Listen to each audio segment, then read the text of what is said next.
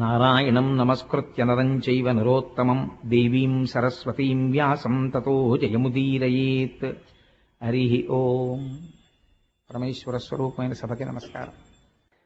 కొన్ని కోట్ల జన్మల అదృష్టం ఉంటే ఇటువంటి పట్టాభిషేక సమయంలో బయలుదేరేటప్పుడు కేవలం నడవడం కాకుండా, నా తాపత్రయం, మా అందరి తాపత్రయం ఏమిటంటే, ఆడవాళ్ళందరూ కూడా ఎన్ని జన్మలెత్తినా వాళ్ళ సుఖ సంతోషాలన్నీ ఆ పసుపు కుంకాల్లోనే ఉంటాయి. అందుకని వాళ్ళ పసుపు కుంకాలు ఈశ్వరుడి అనుగ్రహంతో అలా నిలబడాలి. వాళ్ళకి చక్కటి పిల్లా పాపలతో మాకు ఇటువంటి భర్త, ఇటువంటి పిల్లలు అని వాళ్ళు పొంగిపోవాలి. అందుకోసం అని చెప్పి ఏం చేశామంటే, సువాసినులందరితోటి పట్టాభిషేకానికి వచ్చినప్పుడు, కృష్ణ పరమాత్మ ఇంద్రప్రస్థానికి వచ్చినప్పుడు వాళ్ళందరూ పరిమళ ద్రవ్యాల్ని జల్లుతారు. అందుకని రేపు మీ అందరూ పాత్ర తెచ్చుకుంటే అందులో గంధపు జలాలు పోస్తారు. మీరు పోసేయక్కర్లేదు, వరదల కింద చేతిలో నీళ్లు ముంచి ఇలా చల్లుతూ నడిస్తే చాలు. రాజసూయ యాగం అన్నది యాగం చెయ్యాలి అని తలపెట్టారు. తలపెట్టిన తరువాత ఆయన 4 దిక్కులకి పంపించినటువంటి 9 తమ్ముళ్ళు కూడా ఎక్కడా ఎవ్వరూ ఎదురు తిరిగినటువంటి రాజు లేని సందర్భాన్ని తయారు చేస్తే, ఒక్క జరాసంధుడు మాత్రమే కప్పం కట్టకపోతే జరాసంధుడు కూడా భీమసేనుడి చేతిలో మృతుడయ్యాడు. తదనంతరము భరతఖండమునందున్నటువంటి రాజులందరూ కప్పం కట్టి ధర్మరాజు గారి యొక్క ఆధిక్యమును అంగీకరించిన తరువాత రాజసూయ యాగం జరుగుతోంది. కానీ చిత్రం చూడండి, ఒక మర్యాద ఉంటుంది ప్రపంచంలో, ఒక గౌరవం ఉంటుంది. ఎంత అందమైన ఏర్పాట్లు చేశారో. మన ఇంట్లో ఒక పెళ్లి జరిగిందనుకోండి, ఒక శుభకార్యం జరిగిందనుకోండి, అసలు చెయ్యవలసినటువంటిది ఇది. మనం ఒక్కసారి పోతన గారు, వ్యాస భగవానుడు అంత కష్టపడి ఎందుకు ఇచ్చారంటే, ఇంటికొచ్చినటువంటి వారిని ఆదరించడం, వెళ్ళేటప్పుడు క్రమశిక్షణ పాటించడంలో ఉంటుంది. ధర్మరాజు గారు పదవులు నిర్ణయించాడు. రాజసూయాగంలో ఎవరెక్కడుండాలో, ఎలా ప్రవర్తించాలో బంగారు నాగళ్లు పెట్టి భూమి దున్నాడు. అర్ధిజాతము కోరినట్టి వస్తువులెల్ల తగపంచియిడగ రాధాతనూజు సరసాన్న పానాది సకల పదార్థముల్ పాకముల్ చేయింప పవనతనయు పంకజోదురు వద్ద బాయక పరిచర్యత విలికావింప వాసవతనూజు సవన నిమిత్తంబు సంచిత ద్రవ్యంబు పింపుతో వేగ తెప్పింప నకులు దేవగురు వృద్ధ దాత్రీ సురావలులను అరసి పూజింప సహదేవుడు అఖిల జనుల బొలుచు మృష్ణాన్నతతుల తృప్తులను చేయ ద్రౌపదిని నియమించ ధర్మసుతుడు. రాజసూయ యాగానికి వచ్చినటువంటి వాళ్ళందరికీ సక్రమమైనటువంటి మర్యాదలు జరగడం కోసం ఎవరెవరు ఏ పనులు చెయ్యాలో ధర్మరాజు గారు నిర్ణయించారు.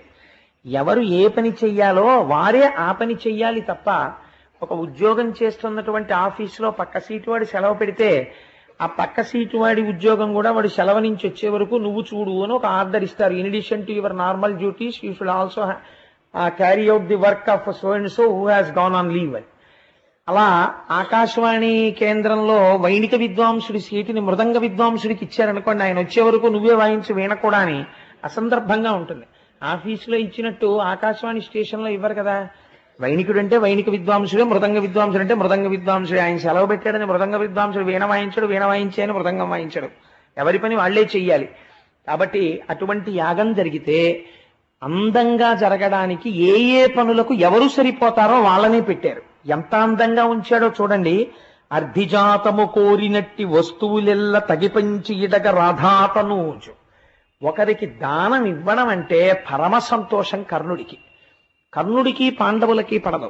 కానీ ఒక మంచి పని జరుగుతున్నప్పుడు ఆ మంచి పని సక్రమంగా జరగడం కోసం ఒకరికి దానం ఇవ్వడం అంటే పరమ శ్రద్ధాభక్తులతో ఇవ్వడానికి కర్ణుడే. అందుకని ధర్మరాజు గారంతటి వారు ఎవరిని పెట్టారో తెలుసా అండి? దానాలు చెయ్యడానికి రాజసూయాగంలో తన తమ్ముళ్ళెవ్వరినీ పెట్టలేదు. ఎంత నిష్పక్షపాతంగా ఇచ్చాడో చూడండి పదవులు. కర్ణుణ్ణి తీసుకొచ్చి యాగంలో దానాలు ఇవ్వడం కోసమని నిర్ణయించి ఆ పదార్థములనన్నీ ఆయనకు అప్పచెప్పి కూర్చోబెట్టాడు. సరస అన్న పానాది సకల పదార్థముల్ పాకముల్ చేయింప పవనతనయు. ఒరే తమ్ముడు, అందరూ వచ్చిన వాళ్ళందరూ ఏం పదార్థాలు అని చెప్పి పొంగిపోయేటట్టుగా చెయ్యాలంటే నువ్వే తగినవాడివిరా. అందుకని నువ్వెక్కడుంటావో తెలుసా? వంటశాలలో ఉండి పదార్థాలన్నీ తయారు చేయించమని నలభీమ పాకం అని పేరు కదా, భీమసేనుణ్ణి వంటశాలలో పెట్టారు. పంకజోదురు వద్ద బాయక పరిచర్య తవిలి కావింప వాసవతనూజు. ఏమి మర్యాదండి! వచ్చిన వాళ్ళలో పరమ పూజనీయులైనటువంటి వాళ్ళు ఉంటారు. అటువంటి పరమ పూజనీయులైనటువంటి వాళ్ళు ఉత్సవంలో కానీ ఇంట్లో జరుగుతున్నటువంటి కార్యక్రమానికి కానీ వాళ్ళు అక్షతలు వెయ్యడానికి వస్తే ఇంటి యజమాని ఒక జాగ్రత్త తీసుకోవాలి. ఏ జాగ్రత్త తీసుకోవాలంటే, అటువంటి పెద్దలు వస్తే, అయ్యా వచ్చారా, చాలా సంతోషం అండి, మీరు స్నానం చేయండి, నేను పెళ్లి పనుల్లో ఉన్నానని వెళ్ళిపోకూడదు. తను పెళ్లి పనుల్లో ఉంటాడు కాబట్టి పెద్దలు అని నువ్వు నమ్మితే ఇంటికి వచ్చినటువంటి వారు తిరిగి వెళ్ళిపోయేటంత వరకు వారి పక్కన ఉండి వారికి సపర్య చేసి వారికి ఏం కావాలో చూడడానికి ఇలా పెనప్ప చెప్తే అలా పారిపోయేవాడు కాని వాణ్ణి పెట్టాలి. పెట్టి, అయ్యా ఆయన మళ్ళీ అక్షతలు వేసి వెళ్ళిపోయే వరకు మీరు జాగ్రత్తగా దగ్గరుండి చూడండి. అది గౌరవం. ఆయన దగ్గర ఉంటాడు, ఉండి చిట్ట చివర మళ్ళీ వారు వెళ్ళిపోయేటప్పుడు చక్కగా పంపించేస్తారు. అంచేత అలా ప్రవర్తించగలిగినటువంటి వారిని ఉంచాలి. ఎవరి దగ్గర ఉంచారోట తెలుసా అండి? కృష్ణ పరమాత్మ దగ్గర అర్జునుడిని పెట్టారట ఈ పనికి. అంటే ఎంత గౌరవించారో చూడండి. గౌరవం అన్నది పొగడ్తల వల్ల మాటల వల్ల కాదండి వచ్చేది. ఆదరణ, మీ మనస్సుతో మీరు ఎలా ప్రవర్తిస్తున్నారన్న దాని చేత గౌరవం ఆవిష్కరింపబడుతుంది. కాబట్టి తమ్ముడైనటువంటి అర్జునుణ్ణి కృష్ణుడికి సపర్య చేయడానికి వినియోగించాడు. సవన నిమిత్తంబు సంచిత ద్రవ్యంబు పెంపుతో వేగ తెప్పింపనకులు. రాజపురోహితుడు ధౌమ్యుడున్నాడు, ఆయన చిట్టి రాసి ఇచ్చేశాడు. ఈ యాగానికి, రాజసూయ యాగంలో ఇన్నిన్ని కావాలి, ఇన్ని పంచెలు, ఇన్ని పీటలు, ఇన్ని విస్తరాకులు, ఇన్ని వక్కలు, పసుపు, కుంకం, ఏవో బోల్డ్ రాస్తాడు. ఇవన్నీ తీసుకొచ్చి ఎక్కడో పెట్టి కరెక్ట్ గా మోదుగు పుల్లలు అనేటప్పటికీ, ఎక్కడ పెట్టావు నీ మొహం ఎట్సా అని తిట్టుకుంటుంటారు. నేను చాలా చోట్ల చూస్తుంటాను. తేరా అంటే పాపం అన్నీ చేస్తారు కానీ పీటల మీద కూర్చునేవాడు కొన్ని పనులు అవతల వాళ్ళకి అప్పచెప్పాలి అన్నది మరిచిపోయి అన్ని వంటింట్లోనో బీరువాలోనో ఎక్కడో పెట్టేస్తాడు. పెట్టేసి వచ్చి పీటల మీద కూర్చుంటాడు. ఆచమ్య అనగానే ఓం కేశవాయ స్వాహ ఆచమనం చేస్తాడు.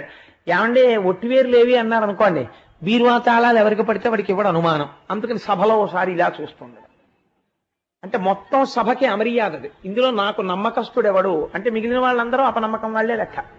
ఎవరో వాడిని పిలుస్తాడు, పిలిచి తాళాలు ఇచ్చి వట్టివేర్లు తీసుకుని వెంటనే పట్టుకొచ్చి తాళాలు ఇచ్చే అంటాడు. మళ్ళీ వాడు ఆ వట్టివేర్లు అట్టుకొస్తాడు. ఎందుకంటే అల్లరి అలా ఉండకూడదు. ఒక కార్యక్రమం చేసినప్పుడు చాలా అందంగా ఉండాలి, దానికి తగిన బాధ్యత ఉన్నవాడిని ఉంచాలి. నకులుణ్ణి తీసుకొచ్చి ఎటువంటి పనికి అప్పచెప్పారో చూడండి. ఆ యాగమునందు వైదికమైనటువంటి క్రతువులో వాడబడేటటువంటి సమస్త పదార్థములను వాళ్ళు ఎక్కడ ఏది అడిగితే అది సిద్ధంగా అందించడానికి, అవన్నీ తీసుకొచ్చి సిద్ధం చేయడానికి నకులుడికి అప్పచెప్పాడు. దేవగురు వృద్ధ ధాత్రీ సురావరులను అరసి పూజింప సహదేవుడు. వచ్చిన వాళ్ళల్లో దేవగురువులు ఉంటారు. ఒక నారద మహర్షి వస్తారు, ఒక అత్రి మహర్షి వస్తారు, ఒక వశిష్ఠుడు వస్తాడు. వాళ్ళు వస్తారని మేము అనుకోలేదండి అనకూడదు. ఒక మహాపురుషుణ్ణి గభాలను అనుకోకుండా రావచ్చు. వచ్చినప్పుడు వారిని పూజించడానికి సిద్ధం చెయ్యాలి. అందుకని సహదేవుణ్ణి ఉంచేట. ఎవరైనా దేవగురువులు వస్తారు, వృద్ధులు వస్తారు, లేకపోతే మనం అనుకోకుండా కొంతమంది రాజులు వస్తారు. ఇట్లాంటి వాళ్ళందరినీ పూజించి గౌరవించాలి. వీళ్ళందరినీ గెలిచిన వాడు ధర్మరాజు. కానీ అతిథిగా ఇంటికి వస్తే చూడండి ఎంత పూజిస్తున్నాడు. వీళ్ళందరినీ పూజించడానికి తన తమ్ముడైనటువంటి సహదేవుణ్ణి వినియోగించాడు. బులుచు మృష్ణాన్నతతుల తృప్తులను చేయ ద్రౌపదిని నియమించ ధర్మసుతుడు. వచ్చిన వాళ్ళు భోజనం చేస్తుంటారు. భోజనం చేస్తున్నప్పుడు లేదా పలహారం చేస్తున్నప్పుడు వడ్డనలు జరిగిపోతుంటాయి. యజమానురాలు చేయవలసినటువంటి పని ఏమిటో తెలుసా అండి? ఏమంటే బాగున్నాయా, బూర్లు బాగున్నాయా, ఇంకొక 2 వేసుకుంటారా అని నవ్వుతూ పలకరించి పంక్తి యందు కూర్చున్న అందరినీ అడగాలి. అమ్మ బాగున్నాయా, తృప్తిగా ఉందా, మీ ఇంట్లో పెళ్లికి కూడా పెడదామా ఈ వంట వాళ్ళని, అది బాగుందా, కూర బాగుందా, ఏంటి వదిన నీకు ఆవ పెట్టిన అరటికాయ కూర అంటే ఇష్టం, ఇంకొంచెం వేయించుకో అని వాళ్ళని పిలిచి వెయ్యి అనాలి. వచ్చిన వాళ్ళందరూ మీరు పెట్టిన పదార్థానికి తృప్తి పడరండి. వాళ్ళకి లేక వాళ్ళు మీ ఇంటికి భోజనానికి రాలా. వాళ్ళకి భోజనం ఉంది, వాళ్ళు వండుకు తినగలరు. మీ ఇంటికి ఎందుకు వచ్చారు? మీ మీద ప్రేమతో వచ్చారు. మీరు పెట్టే ముద్ద ప్రేమతో కలసినదై ఉండాలి. ఇంటి యజమానురాలు మృష్ణాన్న భోజనం పెట్టాలి. ఆ భోజన పదార్థాలు వస్తుంటే ఘుమఘుమలాడుతూ ఉండాలి. అలా పదార్థాలు చక్కగా తెప్పించి వాళ్ళందరికీ వడ్డన చేయించడానికి ద్రౌపదీదేవిని నియుక్తురాల్ని చేశాట. ఏమి ధర్మరాజు గారి మర్యాద అండి! అలా రాజసూయ యాగం జరుగుతుంటే సహభాష్ ఏమి పాండవులరా అన్నవాడు తప్ప, ఏమిటండి ఇది ఇంకొంచెం ఇంప్రూవ్ చేసుకోవాలి వీళ్ళు అన్నవాడు లేడు. అంత అందంగా రాజసూయాగ క్రతువు జరిగింది. అంతా పూర్తయిపోయింది. పూర్తయిపోయిన తర్వాత అంత గొప్ప యాగం జరిగినప్పుడు ఏం చేస్తారంటే అగ్రపూజ అని చేస్తారు. అగ్రపూజ అంటే వయస్సు చేత పెద్దరికాన్ని నిర్ణయించరు. అక్కడ జ్ఞానము చేత వృద్ధుడైనటువంటి వాడిని చూస్తాడు. పరమజ్ఞాని, లోకమునకు ఉపకారము చేసేటటువంటి వాడు, గురుస్వరూపమును కలిగినటువంటి వాడు, అటువంటి వారికి అగ్రపూజ అని వారిని కూర్చోపెట్టి అగ్రపూజ చేసి వారికి మర్యాద చేసి ఆయన కాళ్ళు కడిగి ఆ జలాలు తల మీద చల్లుకుని బట్టలు పెట్టి హారములు పెట్టి ఆయనకి పూలదండలు వేసి ఆయన్ని గౌరవిస్తారు. అగ్రపూజ సభలో ఇప్పుడు ఎవరికి చెయ్యాలి అని ప్రశ్న వచ్చింది. ఎందుచేత అంటే అక్కడ ఋషులున్నారు, మహర్షులున్నారు, దేవగురువులున్నారు, ఎందరో రాజులున్నారు. ఇంతమంది ఉన్న సభ ఎవరికి చెయ్యాలి అగ్రపూజ అని ధర్మరాజు గారు ఆలోచన చేస్తుంటే పుట్టతుదవాడు, పుట్టుక చేత వయస్సు చేత చిన్నవాడైన బుద్ధిలో బృహస్పతి సహదేవుడు లేచాడు. లేచి ఆయన అన్నాడు, ఏమిటన్నాయా అగ్రపూజ చెయ్యడానికి ఎవరు అని ఆలోచన చేస్తున్నావా? కాలము దేశమున్ క్రతువు కర్మము కర్తయు భోక్తయున్ జగజ్జాలము దైవమున్ గురువు సాంఖ్యము మంత్రము అగ్ని ఆహుతుల్ వేళలు విప్రులున్ జనన వృద్ధి లయంబుల హేతుభూతముల్ శీలలతానయై తగవెలంగడు నెక్కటి తేజమీషుడు. ఎంత గొప్ప మాట చెప్పాడో చూడండి. శ్రీ మహావిష్ణువు అన్న మాటకి వ్యాఖ్యానం చేశాడు సహదేవుడు. ఎంత కృష్ణుడు అగ్రపూజకర్హుడు అనలేదు. అన్నయ్య ఈయన ఈశ్వరుడు అన్నయ్య అన్నాడు. ఇందుచేత ఈశ్వరుడో తెలుసా? కాలము బయట కదిలిపోతున్న కాలరూపము ఇక్కడ నిలబడిన ఈయనే. దేశమున్ ఒక ప్రదేశంలా కనపడుతూ ఎక్కడికక్కడ కనపడుతున్నటువంటి ఈ సమస్త భూమండలము ఆయనే. క్రతువు ఇప్పుడు నువ్వు చేసిన యాగం ఆయనే. యజ్ఞభృత్యజ్ఞకృత్యజ్ఞీ యజ్ఞభుక్యజ్ఞ సాధన యజ్ఞాంతకృత్యజ్ఞగుహ్యం అన్నమన్న అదయేవచ. ఆ యజ్ఞం ఆయనే. కర్తయు చేసినవాడు ఆయనే. భోక్తయున్ ఆ యజ్ఞ ఫలాన్ని నువ్విచ్చిన హవిస్సులు తిన్నవాడు ఆయనే. జగజ్జాలము వచ్చి వెళ్ళిపోతున్న ఈ జగత్ ఆయనే. దైవమున్ ఇది వెళ్ళిపోవడానికి కారణమైన ఈశ్వరుడు ఆయనే. గురువు లోకమునకు ఈ మర్యాద నేర్పినవాడు ఆయనే. సాంఖ్యము తత్వములుగా భాషిల్లుతున్నవాడు ఆయనే. మంత్రము మననము చేత రక్షించేటటువంటి మంత్రస్వరూపం ఆయనే. అగ్ని వెలుగుతున్న అగ్ని ఆయనే. ఆహుతుల్ స్వాహ అని వేస్తున్నటువంటి ఆ పదార్థం, ఆ వేయబడుతున్న పదార్థం ఆయనే. వేళలు ఉదయం మధ్యాహ్నం సాయంకాలం సంధ్యా సమయాలు అని పిలువబడేటటువంటి వేళల రూపం ఆయనే. విప్రులు బ్రాహ్మణులుగా కనపడి ఈ వేదమునంతటినీ కూడా ప్రచారము చేసేటటువంటి రూపము ఆయనే. జనన వృద్ధి లయంబులు ఒక పదార్థం పుట్టింది ఎక్కడో, పుట్టడానికి కారణమెవరో వాడు ఈయనే. వృద్ధి ఉన్న పదార్థాలు పెరుగుతున్నాయి, ఈయనే కారణం. లయంబు ఎన్నో పదార్థాలు కాలగర్భంలో కలిసిపోతున్నాయి, కారణం ఎవరు? ఈయనే. హేతుభూతముల్ వీటన్నిటికీ కారణమైన వాడెవరో ఆయనే. లీలలతానయై ఇక్కడ ఇలా కనపడుతూ అక్కడ అన్నీ చక్కబెట్టగలిగిన వాడెవడో వాడు. అటువంటి వాడు తగవలెంగడు నెక్కటి తేజమీషుడు. అన్నయ్య ఇన్నిగా వెలుగుతున్నటువంటి ఈశ్వరుడు ఇవాళ మన కళ్ళెదుట మాంసనేత్రములతో చూడడానికి ఎదురుగుండా వీలైన రీతిలో రక్షకుడై సర్వకాలముల యందు పాండవులు బాగుపడాలని కోరుకున్నవాడై యాగమునకొచ్చి నిర్వహించి జరాస సంధుని యొక్క వధ చేయించిన మహాపురుషుడెవడున్నాడో ఆయన ఇక్కడ కూర్చునుండగా ఇంకా ఎవరెవరని వెతుకుతారేమిటన్నాయా, ఆయనకు అగ్రపూజ చెయ్యండి అన్నాడు. ఈ మాట చెప్పేటప్పటికీ ధర్మరాజు గారు పొంగిపోయాడు. మాట చెప్పడం కాదండి, చెప్పే మాట ఎదిరించలేనిదై ఉండాలి. అది ఆవిష్కరణ అంటే. కృష్ణుడికి అగ్రపూజ చెయ్యండి అన్నాడు అనుకోండి, ఎందుకు చెయ్యాలి అని ఎవరైనా అడగచ్చు. కృష్ణుడికి అగ్రపూజ చెయ్యండి కాదు, కృష్ణుడు ఏమిటి చెప్పాడు. కృష్ణుడన్న మాట వాడలేదు, కృష్ణుడు ఎవరు చెప్పాడు సహదేవుడు. అర్థం చేసుకున్నాడు. ఎంతటి మహాజ్ఞానం చూడండి సహదేవుడు అంటే. అందుచేత ఆ సహదేవుడు చెప్పగానే ఆ ద్రౌపదీదేవిని తీసుకుని చక్కటి కనక బంగారముతో చేయబడినటువంటి జలపాత్రలను చేత్తో పట్టుకుని 5గురు అన్నదమ్ములు, కుంతీదేవి, ద్రౌపదీదేవి అందరూ వెళ్లి కృష్ణ పరమాత్మ యొక్క పాదాల దగ్గర కూర్చుని ఒక బంగారు పళ్ళెని తీసుకొచ్చి ఆయన కాళ్ళ కింద పెట్టారు. పెట్టి ఆ ద్రౌపదీదేవి ఆ బంగారు పాత్రలోంచి నీళ్లు పోస్తుంటే ఆయన కాళ్ళు కడిగారు. మునిజనమానస మధుకర వనజాతములైన ఎట్టి వారి జదలలోచను పదయుగల ప్రక్షాళనముగి గాలించి తజ్జలంబులు భక్తిన్ తానును కుంతియు అనుజులు మానుగ ద్రుపదాత్మజయును మస్తకముల పెంపూనిన నియతి ధరించి మహానందము పొంది రతిశయ ప్రీతిన్.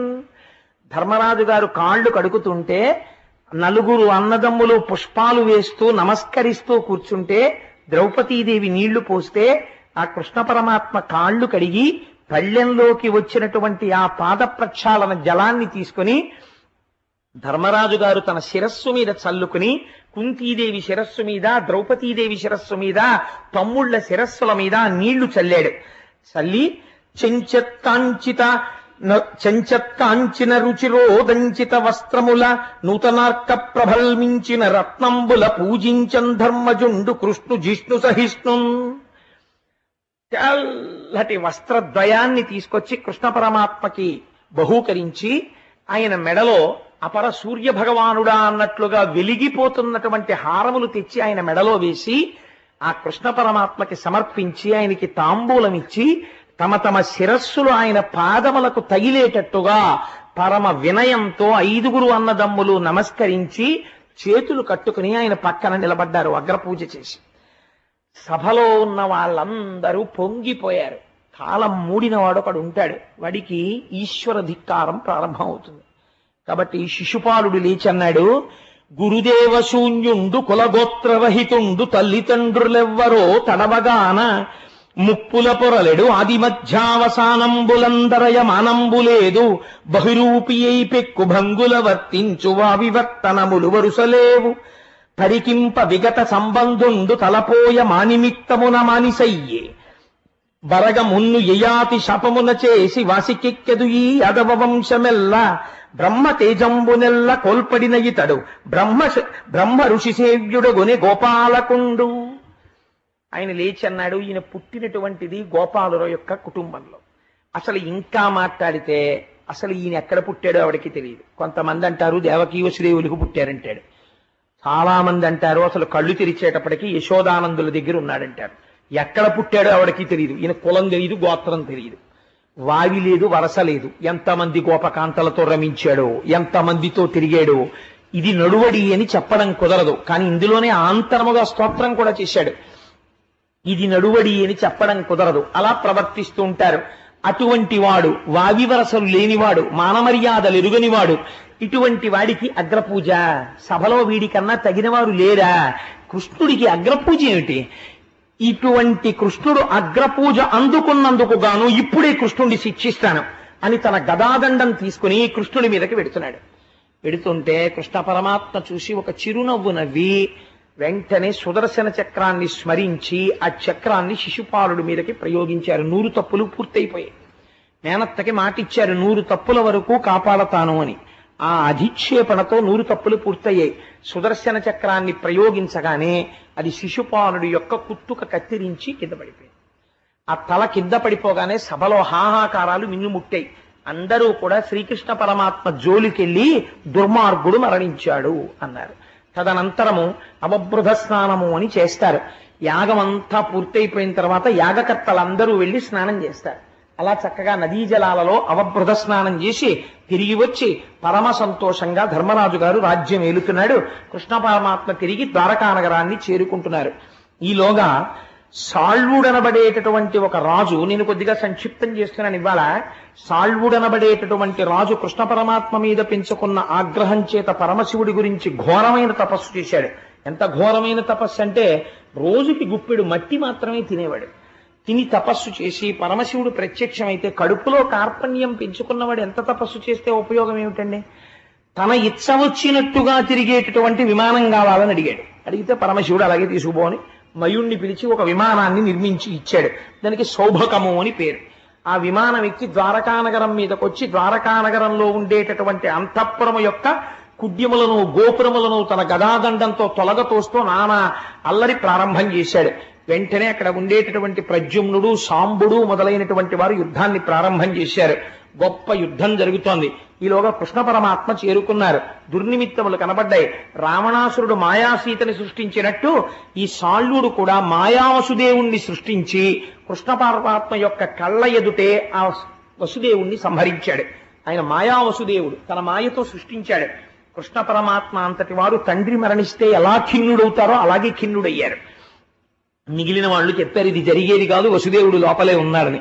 అప్పుడు ఆయన సుదర్శన చక్రాన్ని ప్రయోగిస్తే ఆ సాళ్వుడు కూడా మరణించాడు. ఆ విమానము తుత్తునీయలైపోయింది. తదనంతరము దంతవక్తుడు వచ్చాడు. ఆ దంతవక్తుడిని కూడా సంహరించారు. శిశుపాల దంతవక్తులు ఇద్దరూ మరణించిన తరువాత వారిలో ఉన్న తేజస్సు పైకి లేచి కృష్ణ పరమాత్మలో కలిసిపోయింది. ఎక్కడ విన్నారు మీరు ఇది? తృతీయ చతుర్థ స్కంధములలో ఆ మహానుభావుడైనటువంటి ఆ శ్రీ మహావిష్ణువు యొక్క ద్వారపాలకులైన జయ విజయులకి ఇయ్యబడినటువంటి శాపవశం చేత వాళ్ళు 3 జన్మలలో రాక్షసులుగా జన్మించాలి. కాబట్టి ఈ జన్మలో శిశుపాల దంతవక్తులుగా జన్మించి వారిరువుడు కూడా శ్రీకృష్ణ పరమాత్మలో లీనమైపోయారు. అయిపోయిన తరువాత మనకి పరమోత్కృష్టమైనటువంటి ఆఖ్యానము, ఎందుకంటే నేను భాగవతాన్ని పూర్ణము అయిపోయిందన్న మాట వాడకూడదు కాబట్టి భాగవతము పూర్ణమైనది అని ఒక మాట చెప్పి ఇవాళతో ప్రవచనం పూర్తయిపోయింది స్వస్తి అని నేను అనవలసిన రోజు దగ్గరికి వచ్చేస్తోంది 2-3 రోజుల్లో. అందుకని నేను తొందరగా కొంత పూర్తి చేయవలసిన అవసరం ఉంది. కాబట్టి ఇవాళ సర్వోత్కృష్టమైనటువంటి కుచేలోపాఖ్యానాన్ని ఆవిష్కరించే ప్రయత్నం చేస్తాను. పరమాత్మ శ్రీకృష్ణుడు ఒకనాడు రుక్మిణీదేవి యొక్క మందిరంలో కూర్చున్నాడు. ఎంతో సంతోషంగా రోజులు గడిచిపోతున్నాయి. 16,000 మంది భార్యలు, అష్టమహిషులు, అందరితో ఏకకాలమునందు ఇన్ని రూపములతో అందరినీ సంతోషపెడుతూ కాలం గడుస్తోంది. కానీ కృష్ణ భగవానుడితో కలిసి చదువుకున్నటువంటి ఒక వ్యక్తి ఉన్నాడు. ఆయన పేరు కుచేలుడు. కానీ మనకి సంప్రదాయంలో ఒక తప్పు కథ ప్రచారంలో ఉంది కుచేలుడు గురించి. అది ఎలా వచ్చిందో నాకు తెలియదు. కృష్ణుడికి తెలియకుండా కుచేలుడేదో అటుకులు తినేశాడు ఒకరోజు అరణ్యంలో, అందుకే అంత దరిద్రం అనుభవించాడు. ఆ తర్వాత ఏదో కృష్ణ పరమాత్మ ఆయనకి ఐశ్వర్యం ఇచ్చారు అని అంటారు. కానీ భాగవతంలో కుచేలుడు గురించి అలా చెప్పలేదు. కుచేలుడు గురించి ఎంత గొప్పగా మాట్లాడారంటే వ్యాసుల వారు, ఎంత గొప్పగా మాట్లాడారో పోతన గారు మీరు అవతరించండి. ఆయన అంటారు, అనుడు వేదవ్యాసు తనయుడా అభిమన్యు తనయు చూచి ఇట్లనియ ప్రీతి నరవరా గోవింద సఖుండు కుచేలుండు నానొప్ప విప్రుండు మనధనుడు విజ్ఞాని రాగాది విరహిత స్వాంతుండు శాంతుండు ధర్మవత్సలుడు ఘనుడు బ్రహ్మవేత్త దారిద్ర్యంబు బాధింప ఒరుల కార్పణ్య బుద్ధి నడుగబోవక తనకు తానబ్బినట్టి కాసు 10,000 నిష్కముల్ కాతలంచి ఆత్మ మోదించి పుత్ర ధారాభిరక్ష ఒక విధంబుగ చేయుచునుండునంతా. అంత గొప్ప విశేషణాలు వేశారు కుచేలుడికి. కుచేలుడు ఎటువంటి వాడు అంటే అనుడు వేదవ్యాసతనయుడు. వేదవ్యాసతనయుడు అంటే వ్యాసుడు కుమారుడైన శుకుడు చెప్తున్నాడు. ఎవరితోటి? అభిమన్యుతనయు చూచి ఇట్లనియ ప్రీతి. అభిమన్యుడి యొక్క కుమారుడైన పరీక్షిత్తుని చూసి చెప్తున్నాడు. ఏమని? నరవరా, ఓ రాజా నీకు చెప్తాను విను. ఆ కుచేలుడు ఎటువంటి వాడో నీకు తెలుసా? గోవింద సఖుండు కుచేలుండు నానొప్ప విప్రుండు మానధనుడు. అపారమైనటువంటి మానాభిమానములు కలిగినటువంటి వాడు. యాచన చెయ్యడానికి సిగ్గు విడిచిపెట్టాలి. సిగ్గు విడిచిపెట్టిన వాడు కాడు, మానాభిమానములున్నవాడు. నానొప్ప విప్రుండు, గొప్ప బ్రాహ్మణ తేజస్సున్నవాడు.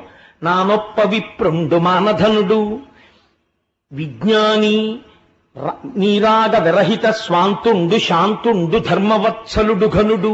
ఆయన అభిమానము, రాగములు, నా కొడుకు, నా కూతురు, నా భార్య ఇలాంటి అనుబంధాలకి అతీతంగా నిరంతరము బ్రహ్మమునందు రమించేటటువంటి మనస్సున్నవాడు. ఈశ్వరుణ్ణి లోకమునందు దర్శనము చేయగలిగినటువంటి సమర్థుడు. అందుచేత విజ్ఞాని రాగాది విరహత స్వాంతుండు శాంతుండు ధర్మవత్సలుడు ఘనుడు. ధర్మం అంటే మహా ఇష్టం మహానుభావుడికి. ధర్మవత్సలుడు ఘనుడు. విశేషించి ఆయన బ్రహ్మవేత్త, విజితేంద్రియుండు, ఇంద్రియములను గెలిచినవాడు. ఇంద్రియములను గెలవడం అంటే మాటలు కాదండి. వ్యాసుల వారు కితాబులు ఇచ్చారు కుచేలుడికి. ఇంద్రియాల్ని గెలిచాడయా కుచేలుడు అని. విజితేంద్రియుండు, బ్రహ్మవేత్త, గొప్ప బ్రహ్మజ్ఞాని కుచేలుడు. బ్రహ్మవేత్త, దారిద్ర్యంబు బాధింప, కార్పణ్య బుద్ధి వరులత నడుగపోవక తనకు తానబ్బినట్టి కాసు 10,000 నిష్కముల్గా తలంచి ఆత్మమోదించి పుత్ర ధరాభిరక్ష ఒక విధంబుగా చేయుచునుడునంతా. తనకి లేదు అని ఉన్నవాడెవరైనా కనపడి తనకి నమస్కరిస్తే చెయ్యి చాపి ఇలా అడగడం తెలియనివాడు. తనకి ఏమీ లేకపోయినా ఆ దరిద్రంతో తృప్తిలో ఉన్నవాడు. చాలు నాకు ఈశ్వరుడి పాటిచ్చాడంటాడు. ఏమి ఇచ్చాడు? ఏమీ లేదు. ఏమీ లేకపోయినా నాకు అన్నీ ఉన్నాయని తృప్తి పడిపోతాడు. నాకు ఈశ్వరుడు ఇది ఇవ్వలేదు అని అనడము తెలియనివాడు. అంతటి మహాభక్తుడు. కాబట్టి ఆత్మమోదించి పుత్ర ధరాభిరక్ష ఒక విధంబుగా చేయుచునుండునంతా. కాసు 10,000 నిష్కముల్గా తలంచి, తనంత తాను ఒక కాసు దొరికిందనుకోండి, 10,000 రూపాయలు ఈశ్వరుడిచ్చినట్టుగా తృప్తి పడిపోయి దానితోనే ఉన్న దానితో భార్యా బిడ్డల్ని పోషించుకుంటూ పరమ తృప్తితో జీవితాన్ని గడుపుకున్నటువంటి బ్రహ్మజ్ఞాని, మహాభక్తుడు, గోవింద సఖుడు, మహానుభావుడు కుచేలుడు. అటువంటి కుచేలుడు ఒకానొకనాడు ఇంత దరిద్రం అనుభవిస్తున్నా ఎన్నడూ కృష్ణ భగవానుడి దగ్గరికి కూడా వెళ్ళి చెయ్యి చాపి కృష్ణ నాకు సహాయం చేస్తావా అని అడగడము తెలియనటువంటి వాడైన. అటువంటి వాణ్ణి ఒక రోజున భార్య పిలిచి అంది. ఆవిడ అనురక్త. ఎలా కుచేలుడు ప్రవర్తిస్తాడో అలా ప్రవర్తించగలిగినటువంటి సహధర్మచారిణి, గొప్ప భాగవత ధర్మం తెలుసున్నటువంటి తల్లి. ఆవిడంది, మహానుభావ చూశారా, ఆకలి వేస్తే మీరు ఓర్చుకుంటారు, నేను ఓర్చుకుంటాను. పిల్లలు ఆకులతో చేసిన దొప్పలు చేత పట్టుకొని, అంటే తినడానికి కంచాలు లేవు వాళ్ళకి, వాళ్ళు మహాభక్తులు ఈశ్వరుడికి. ఆకులతో చేసిన దొప్పలు చేత పట్టి 10 మాటలు అమ్మా ఆకలేస్తోందమ్మా అంటే, అన్నం పెట్టలేకపోయానే అని అమ్మ బాధపడుతుందోమోనని ఆకలితో నా వంక చూస్తూ నాలుకతో పెదవులు తడుపుకుంటున్నారయ్యా మన బిడ్డలు. ఇలాంటి కుటుంబం అండి కుచేలుడి కుటుంబం అంటే. అటువంటి కుచేలుడి మీద నిందలు వెయ్యకూడదు, అదొక గొప్ప అపరాధం అవుతుంది కూడా. అందుకని పెదవులు తడుపుకుంటున్న పిల్లలు, నీకు ఐశ్వర్యం మీద భ్రాంతి లేదు, కానీ బిడ్డల్ని పోషించాలి కదా. అందుకని ఏమండి నేను ఒక్క సలహా పాటిస్తాను చెప్తారా? మీ సఖుడు మీతో కలిసి చదువుకున్నవాడు ఉన్నాడు కదా, ఒక మహానుభావుడు, ఆయన పేరు శ్రీకృష్ణుడు కదా. ఏం ఆశ్చర్యమో, ఖచ్చితంగా నేను కుచేలోపాఖ్యానం చెప్దామనుకున్న నాడే కుచేలుడు లాంటి నాకు శ్రీకృష్ణ పరమాత్మ లాంటి సఖుడైన మా రాఘవరావు గారు సభలో ఉన్నారు ఇవాళ. అందుచేత ఆయన విశాఖపట్నం నుంచి వచ్చారు నన్ను అనుగ్రహించడానికి కృష్ణస్వరూపంతో. అందుకని ఆయన ఒక్కసారి ఆ కృష్ణ పరమాత్మ దగ్గరికి వెళ్ళి, సఖా అని నువ్వు వెళ్ళి ఒక్క మాట చెప్పిన భార్యా బిడ్డలతో సంసారం నడుపుకోవడమే కష్టంగా ఉందని ఒక్క మాట అంటే, మహానుభావుడు అందరినీ ఆదుకోగలిగినవాడు, ఆ వాసుదేవుడు మనల్ని రక్షించడా అని ఎంత గొప్ప మాట చెప్పిందో చూడండి. భాగవతంలో ఎర్రసిరాతో రాసి అట్ట మీద పెట్టుకుని, నేను చెప్పానే పూజా మందిరంలో తగిలించుకోవలసిన పద్యం ఏదైనా ఉంటే అలాంటి పద్యాలు భాగవతంలో ఎన్నో ఉన్నాయని నేను మీకు తరచు చెప్తూ వస్తున్నాను. వాటిలో ఇదొకటి. ఆవిడ ఏం చెప్పిందో చూడండి. కలలోనన్మున్నిరుంగని మహా కష్టాత్ముడైనట్టి దుర్బలుడాపత్సమయంబునం నిజపదాబ్జాతంబు ఉల్లంబునం తలపన్ అంతన వచ్చి ఆర్తిహరుడై తన్నైన ఇచ్చున్ సునిశ్చిత భక్తి భావముల భజించు వారికి జడే సంపద్విశేషోన్నతుల్. అది భార్య అంటే. ఎంత గొప్పగా మాట్లాడిందో చూడండి. కలలోనంతన్మున్నిరుంగని మహా కష్టాత్ముడైనట్టి దుర్బలుడు, వాడు ఎన్నడూ జీవితంలో భగవంతుడికి నమస్కారం చెయ్యడం అంటే ఏమిటో తెలియదు, భగవంతుడి నామం చెప్పి ఎరగడు, అసలు ఈశ్వరుడి యొక్క ఆస్తిక్యాన్ని అంగీకరించిన వాడు కాడు. నా అంతటి వాణ్ణి నేను అని తినడము తిరగడము తప్ప వేరొక మర్యాద తెలియనివాడు. అటువంటి వాడికి ఆపదొచ్చింది జీవితంలో. ఆపదొస్తే వాడు కలలో కూడా ఎప్పుడు ఈశ్వర అన్న మాట ఎరగని వాడు, ఆ ఆపద వస్తే అప్పుడు గుర్తొచ్చాడు వాడికి భగవంతుడు. గుర్తొచ్చి ఆర్తితో ఈశ్వర అన్నాడు. ఈశ్వర అంటేట కృతజ్ఞుడా, ఇన్నాళ్ళు నేను నీకు జ్ఞాపకం రాలేదా, కష్టం వస్తే నేను గుర్తొచ్చానా అని అడగడట. అయ్యో ఇంత కష్టంలో నా నామం చెప్పాడా అని ఆర్తితో పిలిచిన వాడి కోసమని పరిగెత్తుకొచ్చి వాడికి వచ్చినటువంటి కష్టాన్ని తీర్చడం కాదు, తన్నైన ఇచ్చున్ తనని తాను ఇచ్చేసుకుంటాట కృష్ణుడు. అజయ కృష్ణుడంటే అటువంటి మహాత్ముడైన కలలోనంతన్ ఉన్నెరుంగని మహాకష్టత్ముడైనట్టి దుర్బలుడాపత్సమయంబునన్ నిజ పదాబ్జాతంబు ఉల్లంబునంతలపన్ అంతని వచ్చి ఆర్తిహరుడై తన్నైన ఇచ్చున్ సునిశ్చిత భక్తి భావముల భజించు వారికిడడే సంపద్విశేషోన్నతుల్. అలాంటి వాళ్ళకే ఎప్పుడో ఒక్కసారి ఈశ్వరాన్ని నమ్మి పిలిచినంత మాత్రం చేత ఆర్తి తీర్చి తనని తాను ఇచ్చేసుకుంటున్నాడే. ఇవ్వలేదండి. ఇచ్చిన సంఘటనలు మీకు చూపిస్తాను. ఏమి తెలుసని వెళ్ళాడు. కాంచీపురం పక్కన ఉన్నటువంటి ఒక కుగ్రామంలో తోళ్లు కోసి చెప్పులు కుట్టుకునేటటువంటి ఆయన ఉన్నాడు. ఈ మధ్యనే వెంకటాచలంలో జరిగిన ఒక యథార్థాన్ని మీకు విజ్ఞాపన చేస్తున్నాను. ఆయన కొత్త చెప్పులు కుట్టి, ఆయనకేం వచ్చు, చెప్పులు కుట్టడం వచ్చంతే. ఆయన చెప్పులు కుట్టి, అది కూడా చిత్రం ఏమిటో తెలుసా అండి, పట్టుకెళ్ళి వెంకటాచల క్షేత్రంలో సమర్పించి పొంగిపోయి, మనం అనుకుంటాం కాటేజీలు తీసుకుని కాటేజీల్లో పడుకుని ఆర్జిత సేవ టిక్కెట్లు పుచ్చుకొని వెంకటాచలం వెళ్లి తలనీలా ఇవ్వడానికి మొహమాట పడిపోయేటటువంటి చదువుకున్న ప్రబుద్ధులున్న ఈ రోజుల్లో వెంకటాచలం వెళితే ట్రంక్ పెట్టి నెత్తి మీద పెట్టుకుని పిల్లలతో రోడ్ల మీద పడుకుని తలనీలాలు ఇచ్చి ప్రసాదం తెచ్చి పూజ చేసి పంచుకుంటారు వాళ్ళు భక్తులంటే. అటువంటి చెప్పులు కుట్టేటటువంటి వాడు వెంకటాచల క్షేత్రంలో స్వామికి చెప్పులు ఇచ్చి కొండ నడిచెక్కి స్వామికి నమస్కారం చేసుకుని పొంగిపోయిన హృదయంతో ఇంటికి వచ్చాడు. ఇంటికొచ్చి ఇంట్లో కూర్చుంటే తన ఇంటి మేడ మీద ప్రతిరోజు అన్నం వండుకోవడానికి తినడానికి కావలసినంత డబ్బు లేక భార్య దొరికిన కాశీని బియ్యం నీళ్లలో తడిపి ఎండబెట్టి పిండి చేస్తుంది. ఆ పిండి ముద్దలన్నా చేసుకుంటారు, సంకట అంటారు, సంకటన్నా చేసుకుంటారు, అట్టుముక్కలు పోసుకు తింటారు వాళ్ళు. దానికోసం పిండి ఆరబోసింది. భార్య పిండి తీద్దామని మేడెక్కింది. ఆ పైకెక్కి చూసింది. మేడంటే వాళ్ళకి మేడ ఉంటుందా, ఆ ఉన్నటువంటి పాక మీద బట్టలాంటిది వేసి చిన్న మంచం మీద ఆ పిండి పోసింది, కుక్కలు అవి వచ్చి తినేయకుండా. ఆవిడ మళ్ళీ వెళ్ళి ఆ పిండి తీద్దాం అనుకుంది. ఆ పిండి మీద ఒక పాదం కనపడింది ఆవిడికి. రేఖా మజధ్వజ సుధాక లసాత పత్ర వజ్రాంకుశాంబురుహ కల్పక శంఖచక్రై భవ్యైరలంకృత తలౌ పరతత్త చిహ్నై శ్రీ వెంకటేశ చరణౌ శరణం ప్రపద్యే. పద్మరేఖ, శంఖరేఖ, చక్రరేఖ, అంకుశము, అమృతపాత్ర వీటన్నింటితో కలిసి వెలిగిపోతున్న పాదముద్ర ఒకటే ఆ పిండి మీద కనపడింది. ఆవిడ చూసి ఆ పాదముద్ర చూసి పొంగిపోయి ఏమిటి పాదముద్ర అని భర్తకి చెప్పింది. ఆయన వచ్చి చూసి ఈ ముద్ర చూస్తుంటేనే అవ్యాజమైన ఆనందం వస్తోంది. పెద్దలు పంతులు గారిని ఎవరినన్నా తీసుకొస్తానని తీసుకొచ్చి చూపించాడు. తీసుకొస్తే ఆయన చూసి అయ్య బాబోయ్ ఇది వెంకటేశ్వరుడి పాదం రా అన్నాడు. వెంకటేశ్వరుడి పాదం పిండి మీద పెడితే ఆయన ఏం చేశాడో తెలుసా అండి, నాకేమొచ్చు, నా స్వామికి వచ్చి చెప్పిస్తాను. నా స్వామి కాలి సైజు తెలిసింది. మొన్న ఇంత చెప్పులే పట్టుకెళ్ళా, ఈ సైజుకి సరిపడ చెప్పు చెక్కుతానని ఒక తోలు పట్టుకొచ్చి తాను చెప్పులమ్ముకు బ్రతకవలసిన వాడు ఉన్న తోలు దాని మీద పెట్టి కోసేశాడు. ఒక్క చెప్పుకే సరిపోయింది. ఒక్క చెప్పు అందంగా కుట్టి తల మీద పెట్టుకుని నడుస్తూ వెంకటాచలం వెళ్లి కొండెక్కే మార్గంలో ఇచ్చేస్తానన్నాడు.